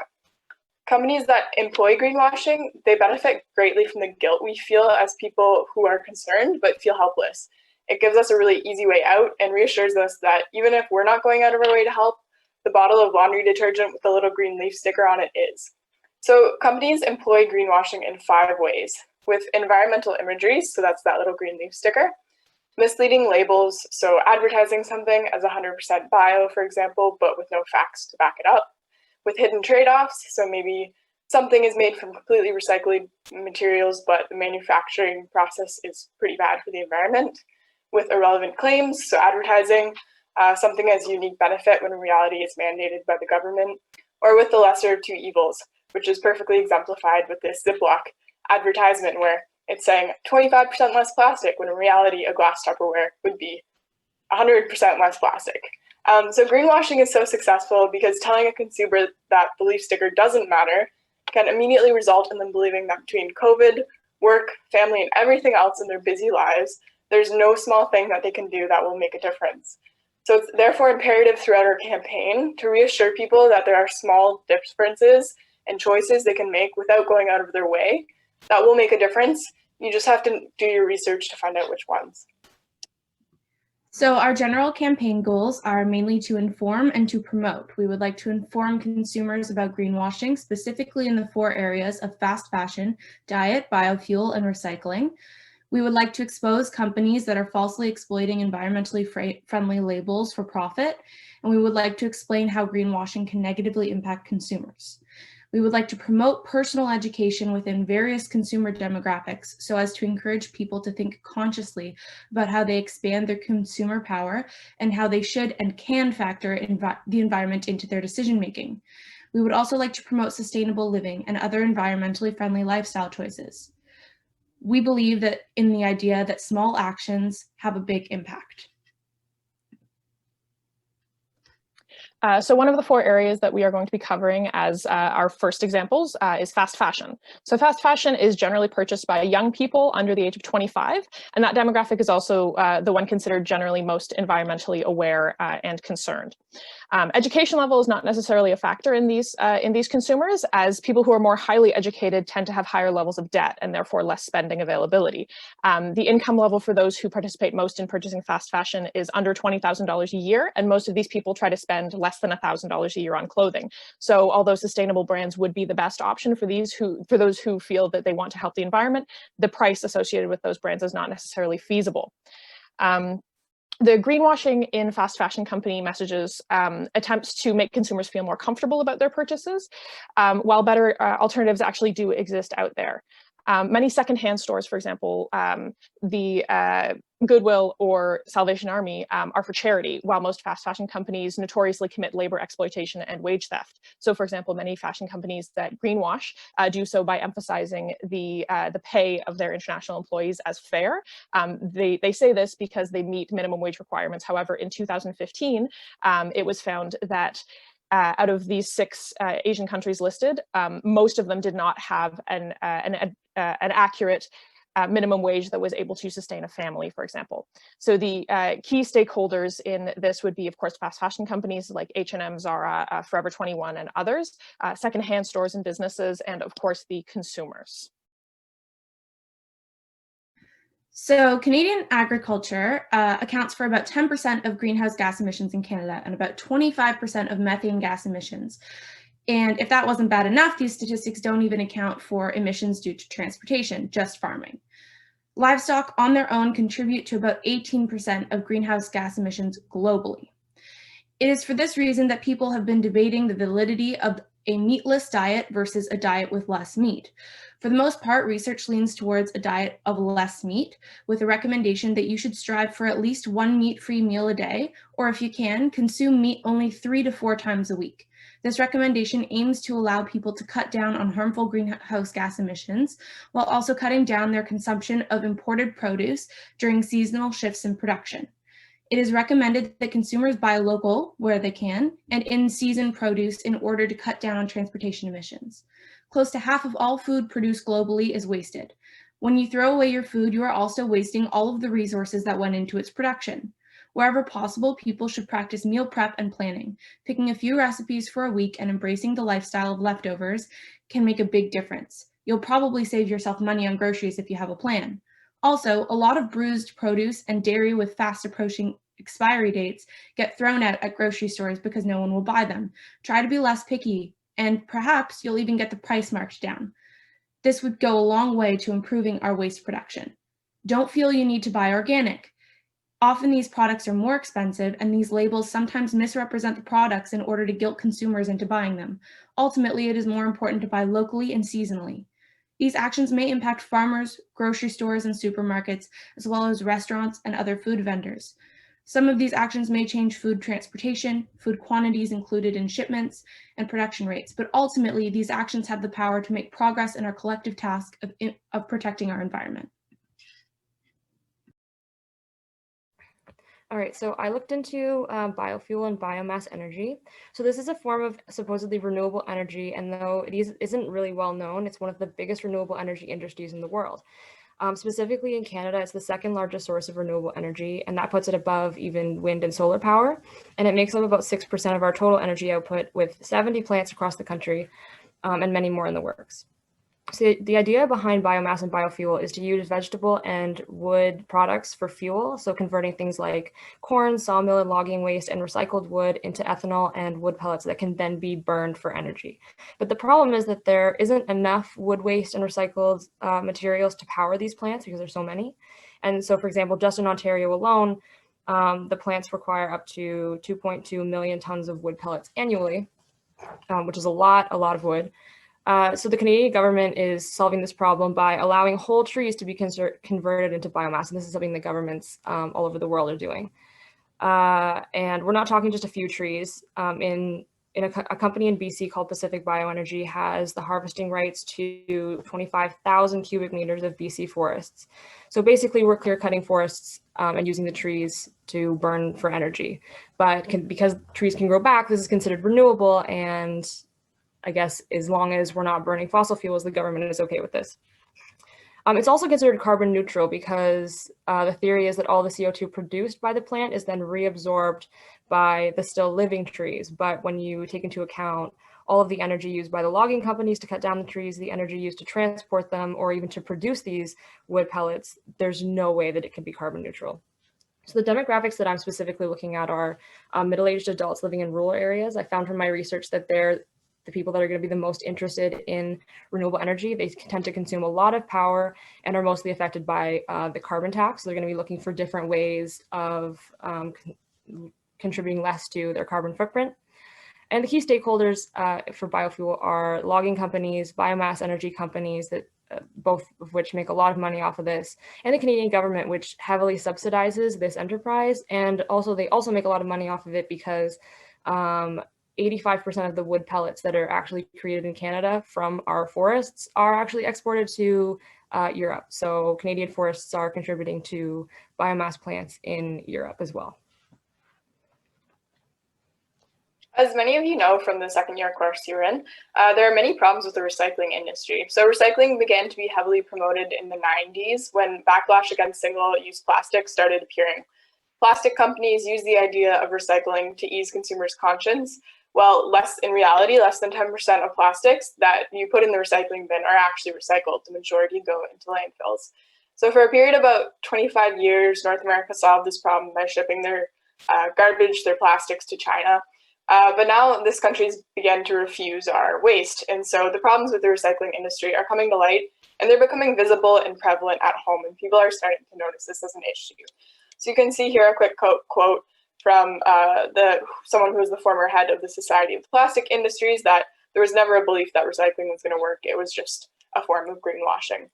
So the sub-goal in this topic is to focus consumers' attention on choosing the better option, but also teaching them to recycle well, because oftentimes recycling products that may actually be recycled are contaminated and can't actually be recycled.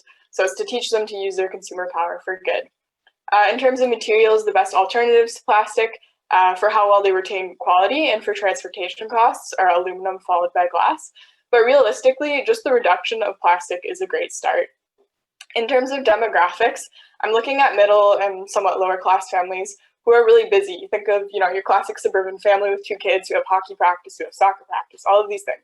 They don't have a lot of time to devote to environmentalism, but they still care, and you can see that by the fact that they recycle. This is such an ingrained idea in our society that people recycle because they believe it makes a little difference. So they can make a change by making conscious choices about packaging when they're shopping. So the idea is to meet them where they are. They're already caring and doing a little small action by dividing their plastic into the recycling versus garbage, and just to take them that little step further and making conscious decisions about what they buy at the source. So you can start by doing the little action, but it really ties you into the whole environmentalism group, the big global movement. So the key stakeholders here are plastic industries, manufacturers, consumers, and obviously the environment. And it's a challenging venture for sure, because plastic industries have a lot of power. Plastic is convenient and it's cheap. And it's a challenge confronting a system that's so well established as something that's good and useful in the time of bad. So while avoiding plastics is entirely the end goal, smaller changes can be made in everyday life that will also make a meaningful impact. So those bananas wrapped in plastic, swap them out for a loose bunch, and save the extra plastic for when it's less avoidable, such as with medical supplies, etc. With this pressure, with the consumer's power used in this way, pressure can be put on manufacturers by the government. So the government really responds to consumer feedback, and then it would put pressure on manufacturers ultimately to introduce regulations about plastics. So we have some kind of general strategies and tactics here. So one of the main ones was to kind of intrigue consumers with thought-provoking questions that challenge the intelligence or knowledge to a certain degree. Obviously, we're not trying to insult people, but we're trying to give a bit of intrigue. Then from there, we want to challenge common brand and company reputations using accessible information and statistics. So we understand that we are trying to reach a wide demographic of people. Not all of them will have an incredibly high education level, trying to give things that are easily understandable. And we want to put an emphasis specifically on the brands as perpetrating wrongdoing, not necessarily on the consumers. Greenwashing specifically is an issue that affects consumers because they feel like they're doing a good thing, and we don't want to make them feel like they're doing something bad, that it is actually the companies perpetrating that. Of course, from there, we want to educate the consumers specifically on their power and the options available to them. And from there, we want to provide accessible alternatives to these issues. So for example, shopping secondhand rather than buying fast fashion, meal planning and purchasing less food to reduce food waste, etc. While also keeping in mind the socio-political positions of these individuals and the mental availability that they have. So we're not going to go out and ask everyone to purchase an electric car to avoid buying ethanol. We understand that's not feasible. We're trying to promote small changes to larger effect. Next slide. So one of those ways is through infographics. So these are just some mock-ups. These types of infographics are very popular on sites like Instagram, especially given recent surges in social movements like BLM and Indigenous rights. So there would be multiple slides with kind of just tidbits of information that provide knowledge about these various topics. So on average, Americans aged 12 to 24 admitted to having an Instagram account. Over half of, Americans aged 12 to 24 admitted to having an Instagram account in 2018. And that number has only risen in the past 2 years. So that provides a very good site for us to post this information. As well, older generations are more prone to using things like Facebook. So we will be posting more content on those channels for demographics that are a little bit older and for the issues that pertain more to those demographics, for example, like biomass.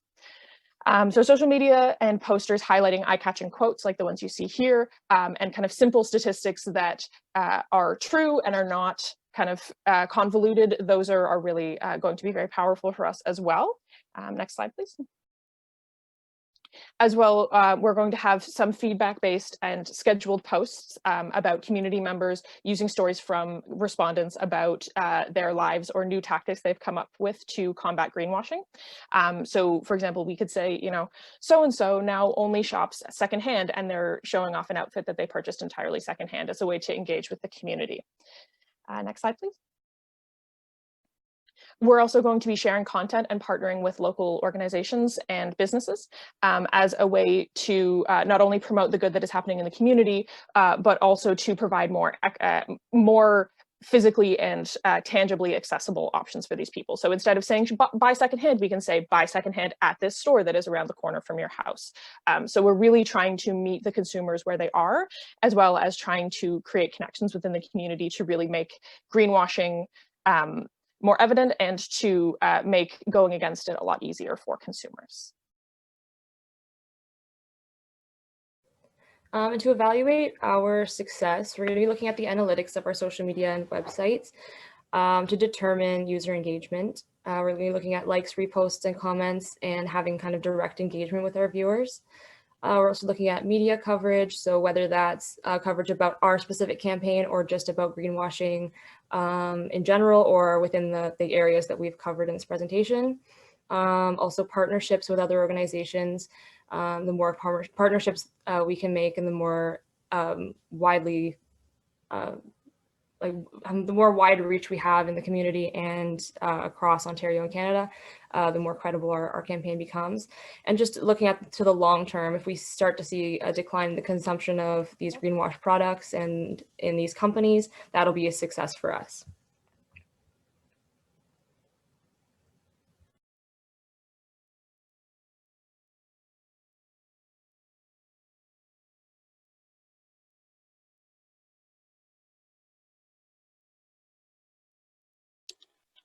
In the spirit of right time, right place as well, these are some topics that we had initially discussed, but upon meeting with a veteran activist, we're encouraged not to explore quite yet. So problems with, the production of electric car batteries and production and recycling of solar panels are definitely issues that need to be scrutinized, but now is not the right time. These ideas aren't mainstream enough and aren't widely accepted enough to be able to withstand the scrutiny that would be required ultimately to make these perfectly sustainable. But these are just a couple of examples of ways in which the campaign would continue into the future, and there would be constantly new content that could be discussed depending on the right time, right place. So this is looking into the future, but for right now, we're just looking at these 4 concepts that are more attainable currently. So that's how we're looking at combating greenwashing.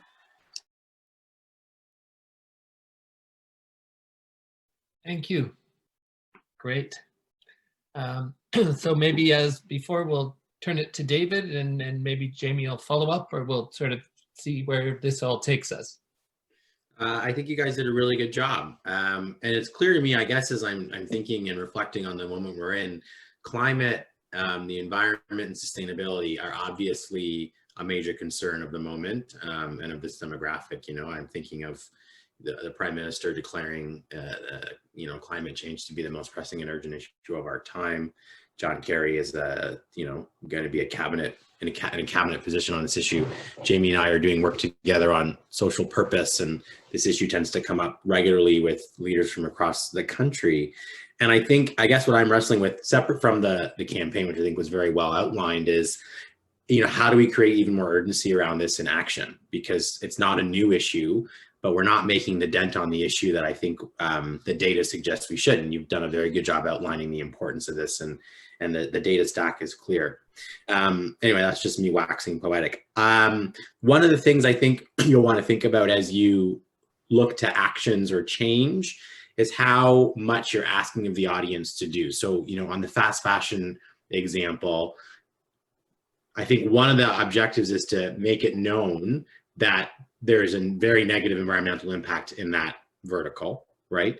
And then the next step would be to stop purchasing from that company. And then there's another step in having to purchase secondhand. So that's a lot of ask from the consumer in that process. Is there a way to call attention to the damage being done by that and have consumption stop as a pressure tactic to that company to change their production habits, right? So just think about sort of the broad space that you're in and how much you're asking of the audience to do. And then the impact of that ask, I think would be very helpful. Like I wrote down a number of times, are we asking the company to change or the consumer to change, or both? And how much effort are we going to put into both sides of that, or do we pick one or the other? If I can jump in, one thing that we did try to focus on was, obviously we understand that these companies are legally in the right. Most of them are performing things that are legally okay, but also we understand that companies, for example, looking into just fast fashion, that was the one that I looked into, a lot of these companies that advertise recycling clothing, legally they can call it recycling if they burn the clothing and use 0.03% of the emissions to power their machinery. So legally they can call that recycling, but that's also an international issue that so many different countries have these laws that allow things to be called recycling or ethical practices when they aren't. So because that's such a hugely wide-reaching issue, trying to attack that is so difficult. But what we were mainly trying to do was to educate the consumers by villainizing the companies. So trying to change all of the policies and all of these ways in which the companies run, we understand that's not really feasible, but trying to emphasize the small on the consumer end. One of the things I want you to walk away from this process with, and Jamie, correct me if I'm wrong here, or you have thoughts on this. Don't be afraid to set an audacious goal when you take on a public affairs campaign. And also remember, and I think I learned this, and this is the job I have, or the career I built, the court of law is not the court of public opinion. And oftentimes, if you can raise pressure in the court of public opinion, you can change a company's behavior because they have a lot more to lose in the market than they may in litigation. So you want to think carefully about that. So that data point in and of itself, that just because it's legally right doesn't make it morally right, that could be a very advantageous journey to go down. You just have to be very thoughtful and sharp in the message that you put into the market. So I would say to you, don't underestimate the power that you have through the megaphone, but be thoughtful about the ask that you're making through the megaphone. Jamie, I don't know if you have any thoughts.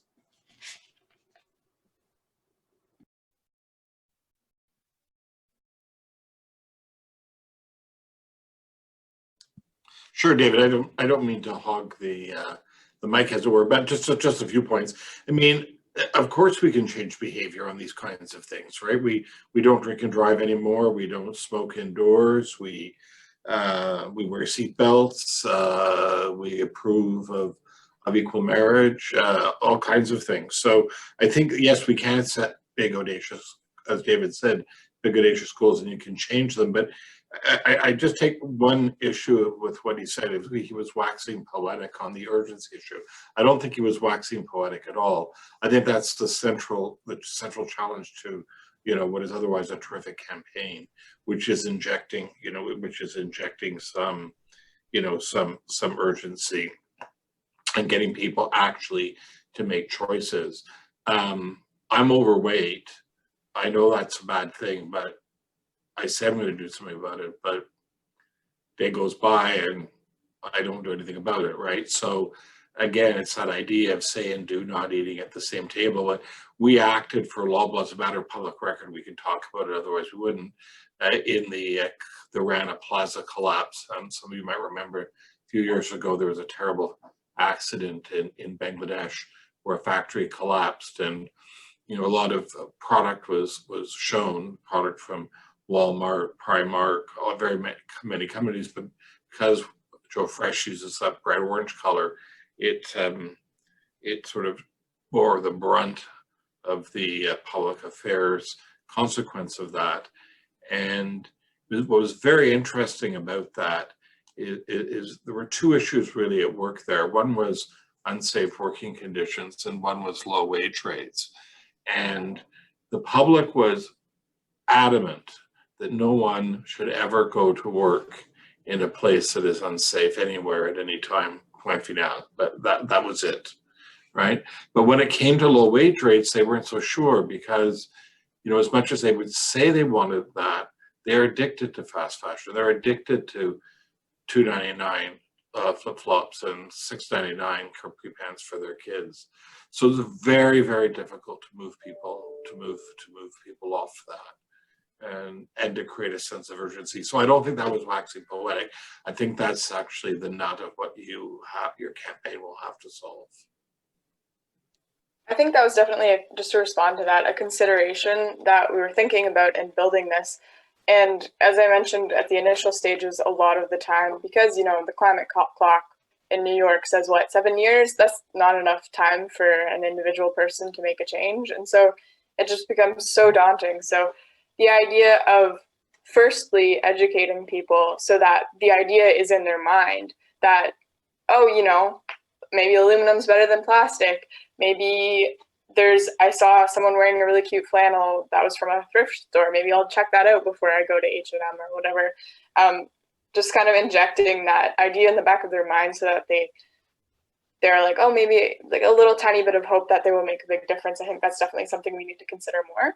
But I think that was definitely a goal in focusing on such little changes and promoting businesses, like Reimagine Co. in London that's opening a package-free grocery store, et cetera, and collaborating with these businesses to show them that, oh, these are also cool and hip. There's the cool factor that draws into it too, right? So that's definitely something we should take further, but it's something that's been in our minds as well as we've been constructing. And the other technique you might want to think about for using that is normalizing it in terms of contemporary culture. So invading, you know, movies and sitcoms and TV shows and, you know, all kinds of things. So you're actually modeling the behavior that you want in non-teaching, you know, situations. I can't even tell you how much good Will and Grace did for the Fight for Equal Marriage, for example, or there's lots and lots of examples of that where we can see just injecting the kind of behavior we want in the warp and weft of contemporary news or contemporary entertainment. It's interesting. It's funny to not funny. It's a privilege to have you here, Jamie. I shared a story around the pivot that we all make, right? As people who are in a learning journey in a place like Western, in a program like SASA, we are often taught to communicate in a way that can be a bit obtuse, right? And Michael and Patrick can hit me for this, but right? And I remember when I went into consulting, I shared the story where I prepared a piece of work, and one of the pieces of feedback you gave me was to be declarative without being offensive, right? So don't be shy to take a position without being offensive and move people to that. And I think on this issue, as I'm looking at the material, I'm thinking you need to take a bit more. You could be more courageous and be declarative in your position and not be offensive. And then I think to Jamie's suggestion, find ways to introduce that declaration into culture so it's safe for people to come onto your side. Anyhow, good work.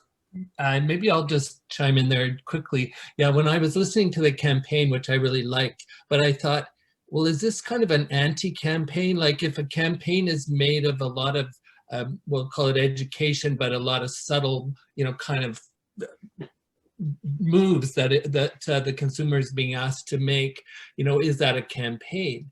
And you know, according to what you're saying and Jamie's really helpful insights, it sounds like it can be, and it in fact is. And to your point, David, you know, I know that certainly in my business, in the art business, there's a lot of subtle things that go on that stand for art. And lots of times I'm a little bit disappointed in that, and other times I think it's great. But it does seem to me that the context that we're talking about here, anyway, it causes me to sort of ask the question, what constitutes a campaign that is doing enough to actually have an impact? Or, you know, is this really more about kind of everyday culture that you're talking, which might be a different kind of forum? If I could just respond to that, actually, something that we didn't mention, which kind of ties everything in, with our specific target audiences, we're definitely planning on targeting these audiences with the specific issue that's more relevant to them. I'm not sure if you noticed in some of our original content, like the graphics that we developed, it had a link to a website at the bottom, and this would appear on the infographics as well. So the plan ultimately is to have one website that ties all of this together. You know, you find one issue that's interesting to you, that pertains to you, you click on that link, you learn in layman's terms essentially what greenwashing is, and then you see a couple other related links in the corner, right? It provides resources from a variety of news sources. It allows them with, you know, links to companies that, you know, they might be able to use this. So I think the first step is kind of like an educational piece, like get this in the back of the minds of consumers that they actually do have power as consumers, and then slowly give them the resources, put the resources in front of them that they can access. So next time they go shopping for clothes or buying food or to a restaurant, they think, oh, that's funny, I just read this article or saw this post about like shopping locally or food locally. So I think it's definitely a subtle process, but that's kind of how we're hoping to tie it together to a broader movement as well. Great, probably a good point to end on. Thank you all very much. So our final presentation is by Group 5, and that's Alexandra Tosic, Chow Chow Kui, and Caitlin Lonnie.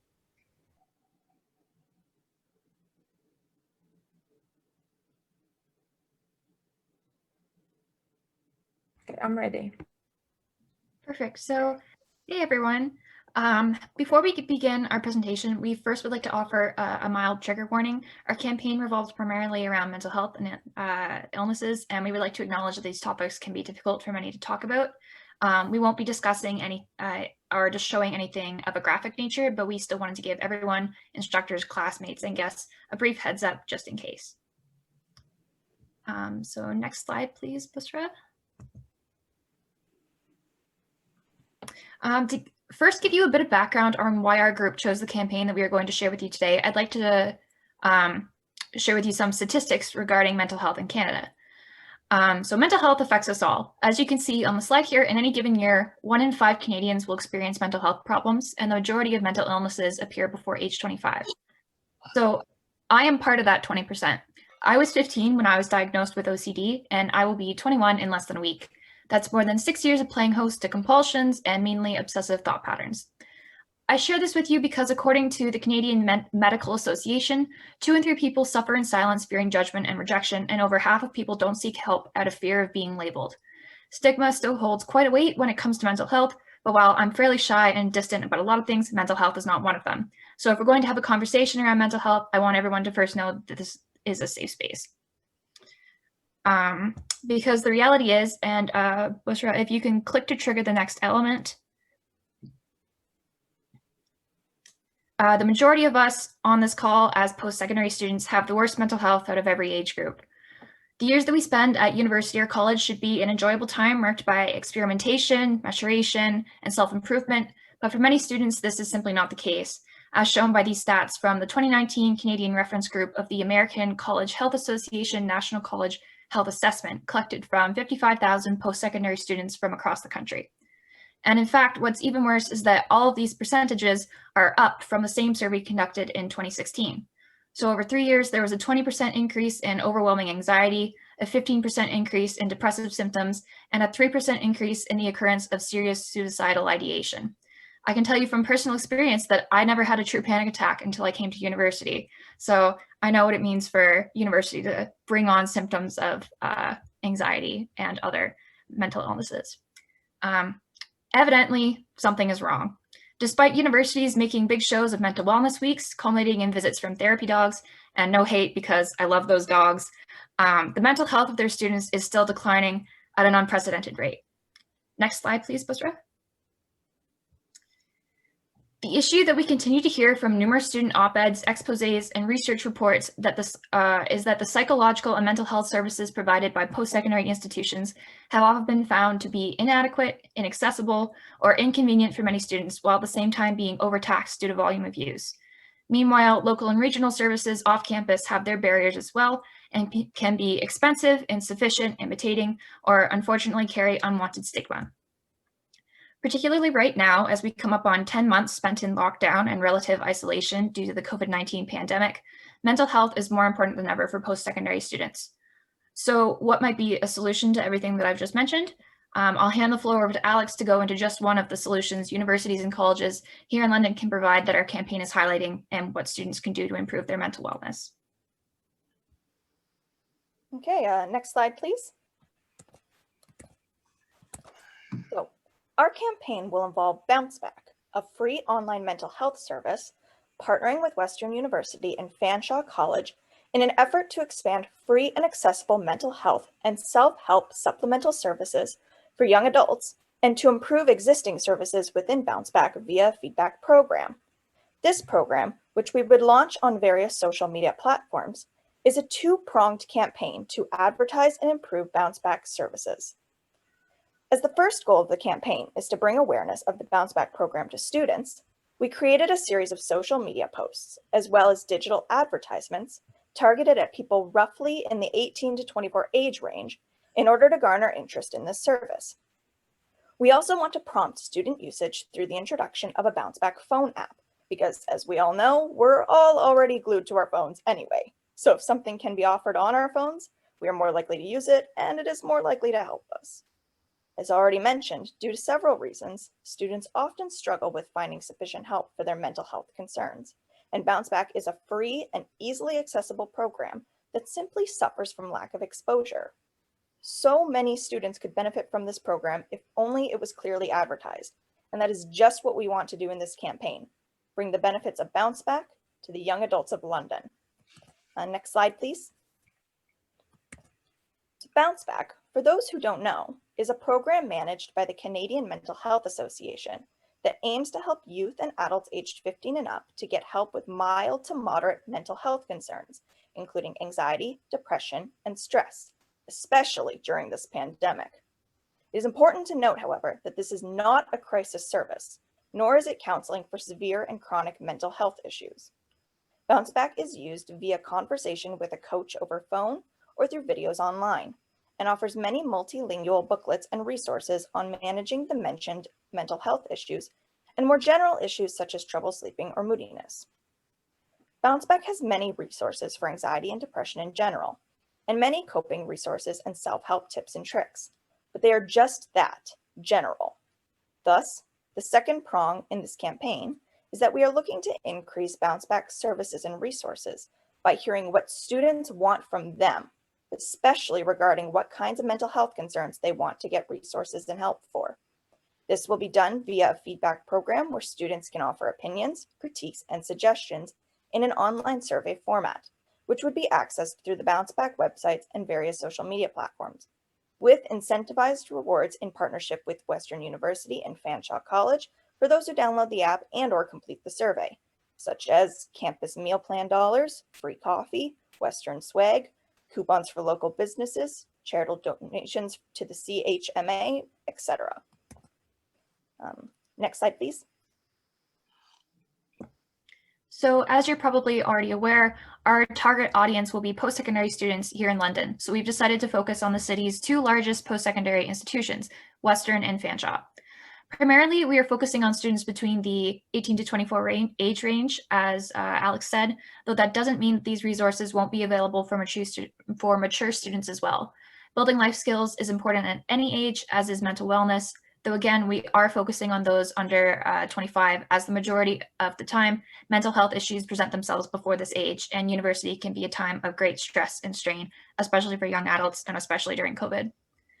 Bounce Back is a multilingual program that offers materials in several languages, including French, Arabic, Farsi, Cantonese, Mandarin, Spanish, and Punjabi, which will enable it to reach students of many different ethnicities.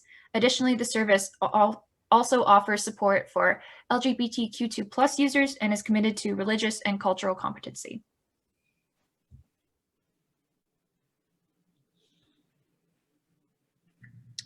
Okay, so what we are hoping to see in terms of both short-term and longer-term positive outcomes of this campaign are increased usership of Bounce Back services. So as you saw in the previous slide, they have both videos and booklets, coaching sessions, and we're hoping to see more uptake of that, as well as improvement of the mental well-being of those participants as they're taught coping strategies for anxiety and depression, methods to manage their stress, relaxation techniques, and just generally skills to manage their mental health.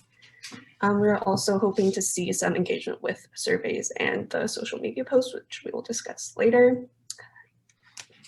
And so that we can expand the services provided by Bounce Back to, for example, more specific mental disorders such as OCD.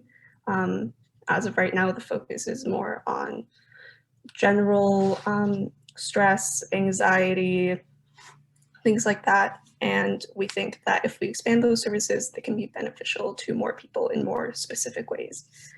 And as for the long term, we're hoping that in raising awareness about the inadequacies of academic institutions' assistance, the drawbacks of municipal services, etc., that public support for free services will increase, and that will result in more grassroots advocacy and so on for improving existing services and lobbying the federal government to fund these services.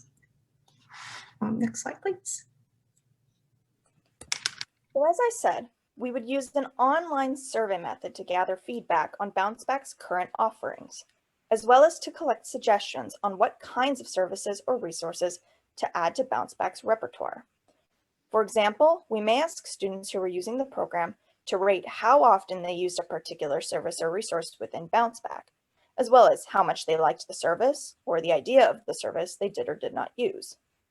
The people completing the survey could offer explanations of their opinions, or they could critique what doesn't work with the program, and could also offer suggestions on what they need and want to see in the program.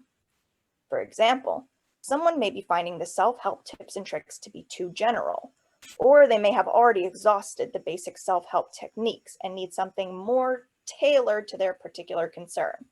So they may ask to see resources for, say, coping with eating disorders or OCD or bipolar disorder, something more specific to them. Maybe students want to see resources for coping with online learning related anxiety. And that is what our campaign is looking to hear from you, so that Bounce Back can implement the services that let them help you in your time of need. Next slide, please. Okay, these are some sample graphics that we would post on Instagram with the intention of educating people about some of the things we've been discussing, the statistics on mental health, the services that are available to them through Bounce Back, and directing them to Bounce Back services and the survey, again, to improve their existing services. Basically, the message that we're sending is that you deserve to get help, regardless of your circumstances, and Bounce Back is available to provide free support. Next slide, please.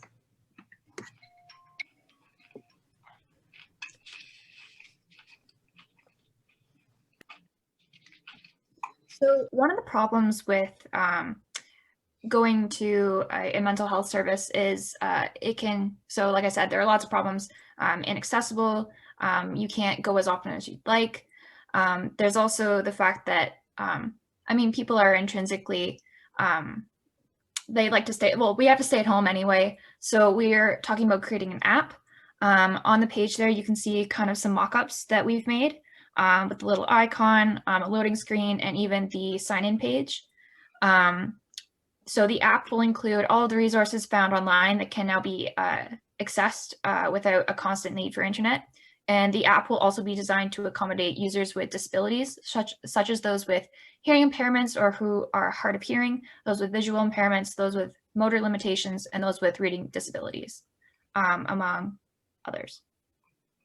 Next slide, please.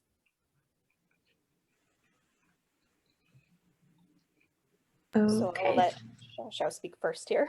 Okay, so again, the overarching message is that students need and deserve accessible mental health supports in their lives, which is why we are trying to actively support them and make them aware of these supports, especially during these unprecedented times. But even besides that, when you are struggling with mental health, it is a lot of work to seek out help, which is why we are reaching out to them to take action now and in the future to support the mental health of students. So as well, you never know just what it is that might help you until you stumble across it and give it a try. So we are hoping that by spreading awareness of a service that nearly anyone here can use if they need to, it may just be the key they need to heal, or even just to make it through one day at a time.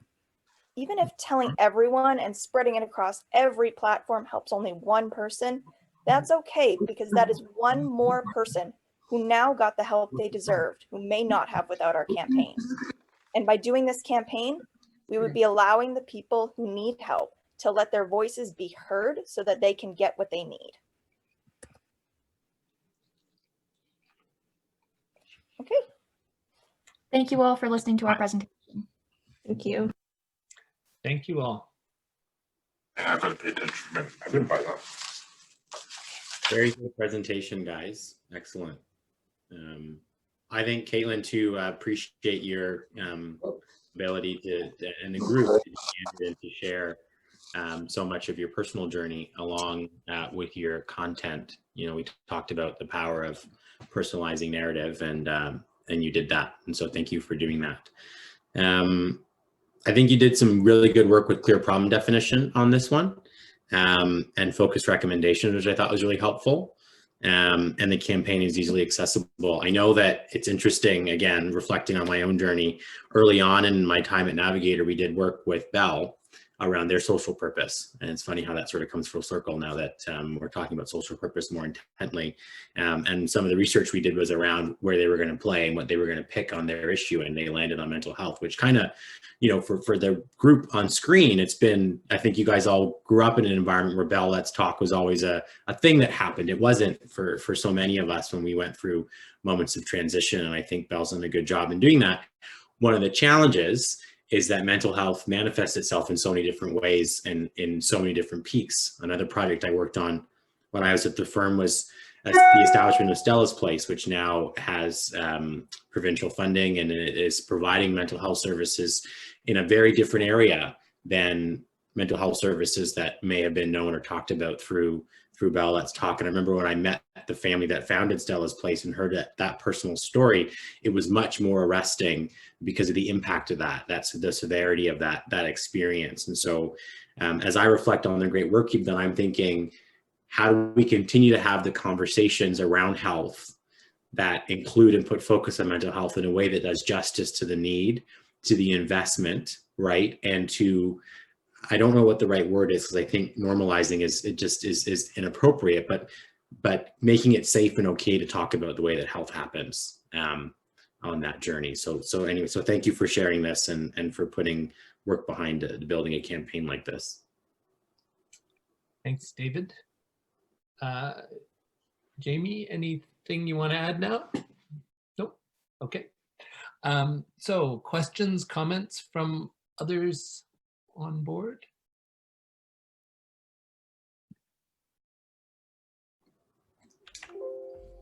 Yes, Michael. Thanks for the presentation. So as I was listening to it, one of the things I was thinking about is how many times I, as a sort of not a student, but have come across sort of mental health items. And do you think there's going to be a bit of a challenge in letting a campaign like this stand out from all the competitors? I mean, you know, David just mentioned the Let's Talk campaign from Bell. That's got a lot of exposure. So how are you going to situate yourself in what's relatively a crowded field? I mean, I personally don't see it so much as competition as complementing each other. So if, say, the Bell Let's Talk and that gets your attention more, then that's great, because you will then access mental health services that maybe you didn't before. If you see ours, that's great as well. We're just trying to get as much visibility on this issue as possible and provide as many supports as we can. And I think the biggest thing that helps this one stand out a little more is the joint factor of it, of the company and the students kind of working together, so then everybody gets what they need. You know, one of the issues, not issues, opportunities I think we have in the mental health space is to not properly, but to helpfully segment where and how to get resources, right? So if I think about some of the normalization that's happened around physical wellness or health, we make discussions around diet, exercise, we make that, we're able to signpost where to get information, right? We're able to sort of triage, again is the wrong word, but sort of get people in the right place at the right time for the right level of physical care. And I think one of the things I was thinking as I was watching your presentation is, how do we use this tool to get people to the right place and right time for their mental wellness, right? So an experience with OCD is different than an experience with schizophrenia, both very serious and both very, you know, needing of support, but we can signpost people in a way that gets help and allows people to have some control over their care. And I think that's a really unique piece of what you're talking about. And I would encourage you to kind of keep exploring that as you build the tool or build the campaign. Yeah, maybe I'll jump in there, David, because I was thinking about something sort of related, and that's that it seems like the area of mental health operates on a number of registers in terms of the kind of education that's needed. You know, we need education in the general community, more openness to having these discussions. We also, the people who need support may or may not actually really understand that much about what they're going through, so that, you know, how do they know where to turn to? And then on the other hand, you know, I'm aware that university students actually sometimes have more information than the average person in the society, and so they may be more open to kind of fine-tune direction in terms of the kind of thing that that would help them. So I don't know if you, I really, Bounce Back seems as if it's, if I'm not mistaken, it's set up for people who by and large know that they're seeking help. Would that be true? Or is there a way you can help me understand, you know, who it best kind of responds to in terms of the educational piece? So it's generally termed as a life skills building program. So it would be something that even if maybe you're not struggling with a diagnosed mental health issue, you could still benefit from the services. So there were tips on managing stress, on managing like alcohol intake, physical health as well. Sorry, what was your question again? Well, that helps me in that I'm sort of interested in, you know, is it also a resource so that, you know, people who come across it could actually learn, you know, even if they themselves don't feel like they're experiencing mental health challenges, they could learn more about, you know, what that world is like, as it were, and you know, some of the nuances of experience. Yeah, so right now Bounce Back is very generalized, like Shasha was saying, in that it's a lot of like what to do when you're feeling low. They don't necessarily have like, these are symptoms of depression, these are symptoms of anxiety, of eating disorders, and that's what we would also like to add. So there's the general element, which is obviously very important, but then we'd like to go into more specifics for people who think they know what they're dealing with, and then they can access those supports as well. Great. That is really helpful. Thank you. I think we're rounding the curve towards the end of our session. Any final thoughts or questions? I certainly have some thank yous, but I don't know, David, do you want to say anything now, or do you want me to jump in? What's the best way to go? Thank everyone for their presentations and for the investment of time and effort that you put into this work. It's important work, and I have said before, and I'll say again, I'm inspired by the opportunity to spend time with all of you over the last semester, to engage with your work and read your thoughts and your reflections. I think if you represent what leadership is going to look like over the next few years, then it's a very promising environment. And I encourage you to stay connected with me and with each other. Let me thank Patrick and Buzra and Michael and Arad for letting me be a part of this. This is my last formal time with all of you in one group. Say yes to opportunities when they're offered to you. Michael will tell you, we talked about this several times, and I was able to say yes, and it's been quite an experience for me, a rewarding one. And thank you to Jamie and Michael from Navigator for being here today and earlier in the course, and for the support they've lent me over this piece of my life and in many other parts of it. It's just really special to have the group together. It's been wonderful. I look forward to reading your campaigns in more detail and providing feedback over the next couple of weeks. Thank you so much, David. I'll say a few more things, but Buzra, I know the students are corresponding with you. Do you want to say anything briefly, or do you want to just type things? No, yeah, I truly enjoyed this class, and in that I should begin by thanking Patrick for requesting me as a TA, and then I should move on to David, who has actively made me a part of the process. That was very important, and that was really valuable for me. And I will definitely miss students. This is my third time taking for SASA, and like every time it's special. But so when I say I really enjoyed, I really did, because grading and all that, these are not fun things to do, but it has become a rewarding experience for me each week. So I really enjoyed working with you all, and And lastly, with TA-ships for PhD students, if it's a really horrible TA-ship where you're not getting anything, then it feels like you're wasting your time and you're really sad. But with me, this TA-ship felt like it has been time gained for me. So, and I think that's really valuable. And I will still grade your assignments, but I hope to see you again sometime. Thanks so much, Basha. That was a great speech, unanticipated, really. So I will just continue by thanking Basha. It's such a privilege to have somebody of her caliber and generosity work for us and with us. And I was so thrilled to be able to offer Basra's work to David, and I know it's worked out really well.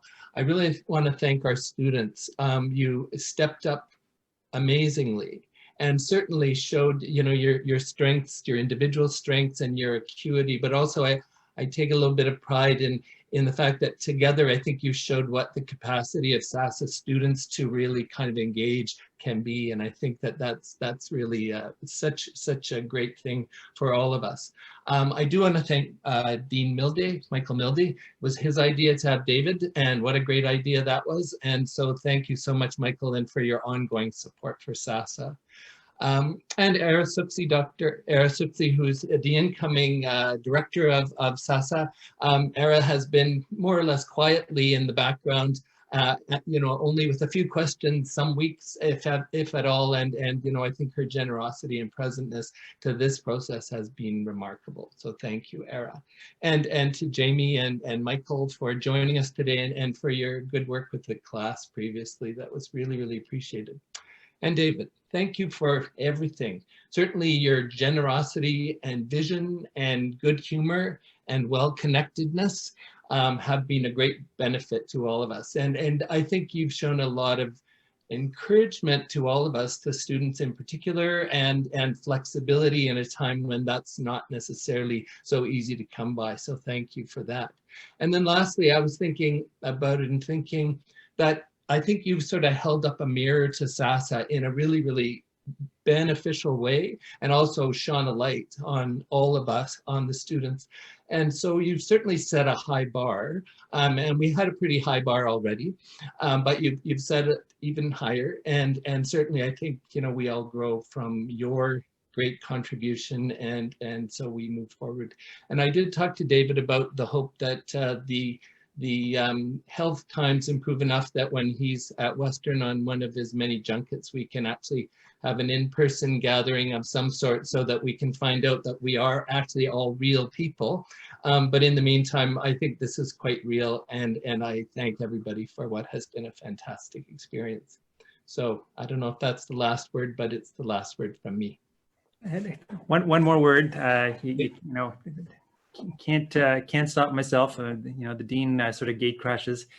It's been really a pleasure to gate crash this this class, not nearly as often as I would have liked, and for which I'm very sorry, but I'm glad I was able to catch these. So impressive, and you're all doing really amazing work. I really want to take my couple of moments to really thank David for putting so much effort into this and delivering such an incredible experience. David, thank you so much. You're a champion, and it's really a pleasure to see you here again. You brought wonderful guests to us too. Jamie, thank you for joining us. It's really a pleasure on behalf of the Faculty of Arts and Humanities to see you engaging with students in this so meaningful way. So thank you, and look forward to more. Absolutely, thank you. And Patrick, nice job, man. Well done. Okay, thank you all.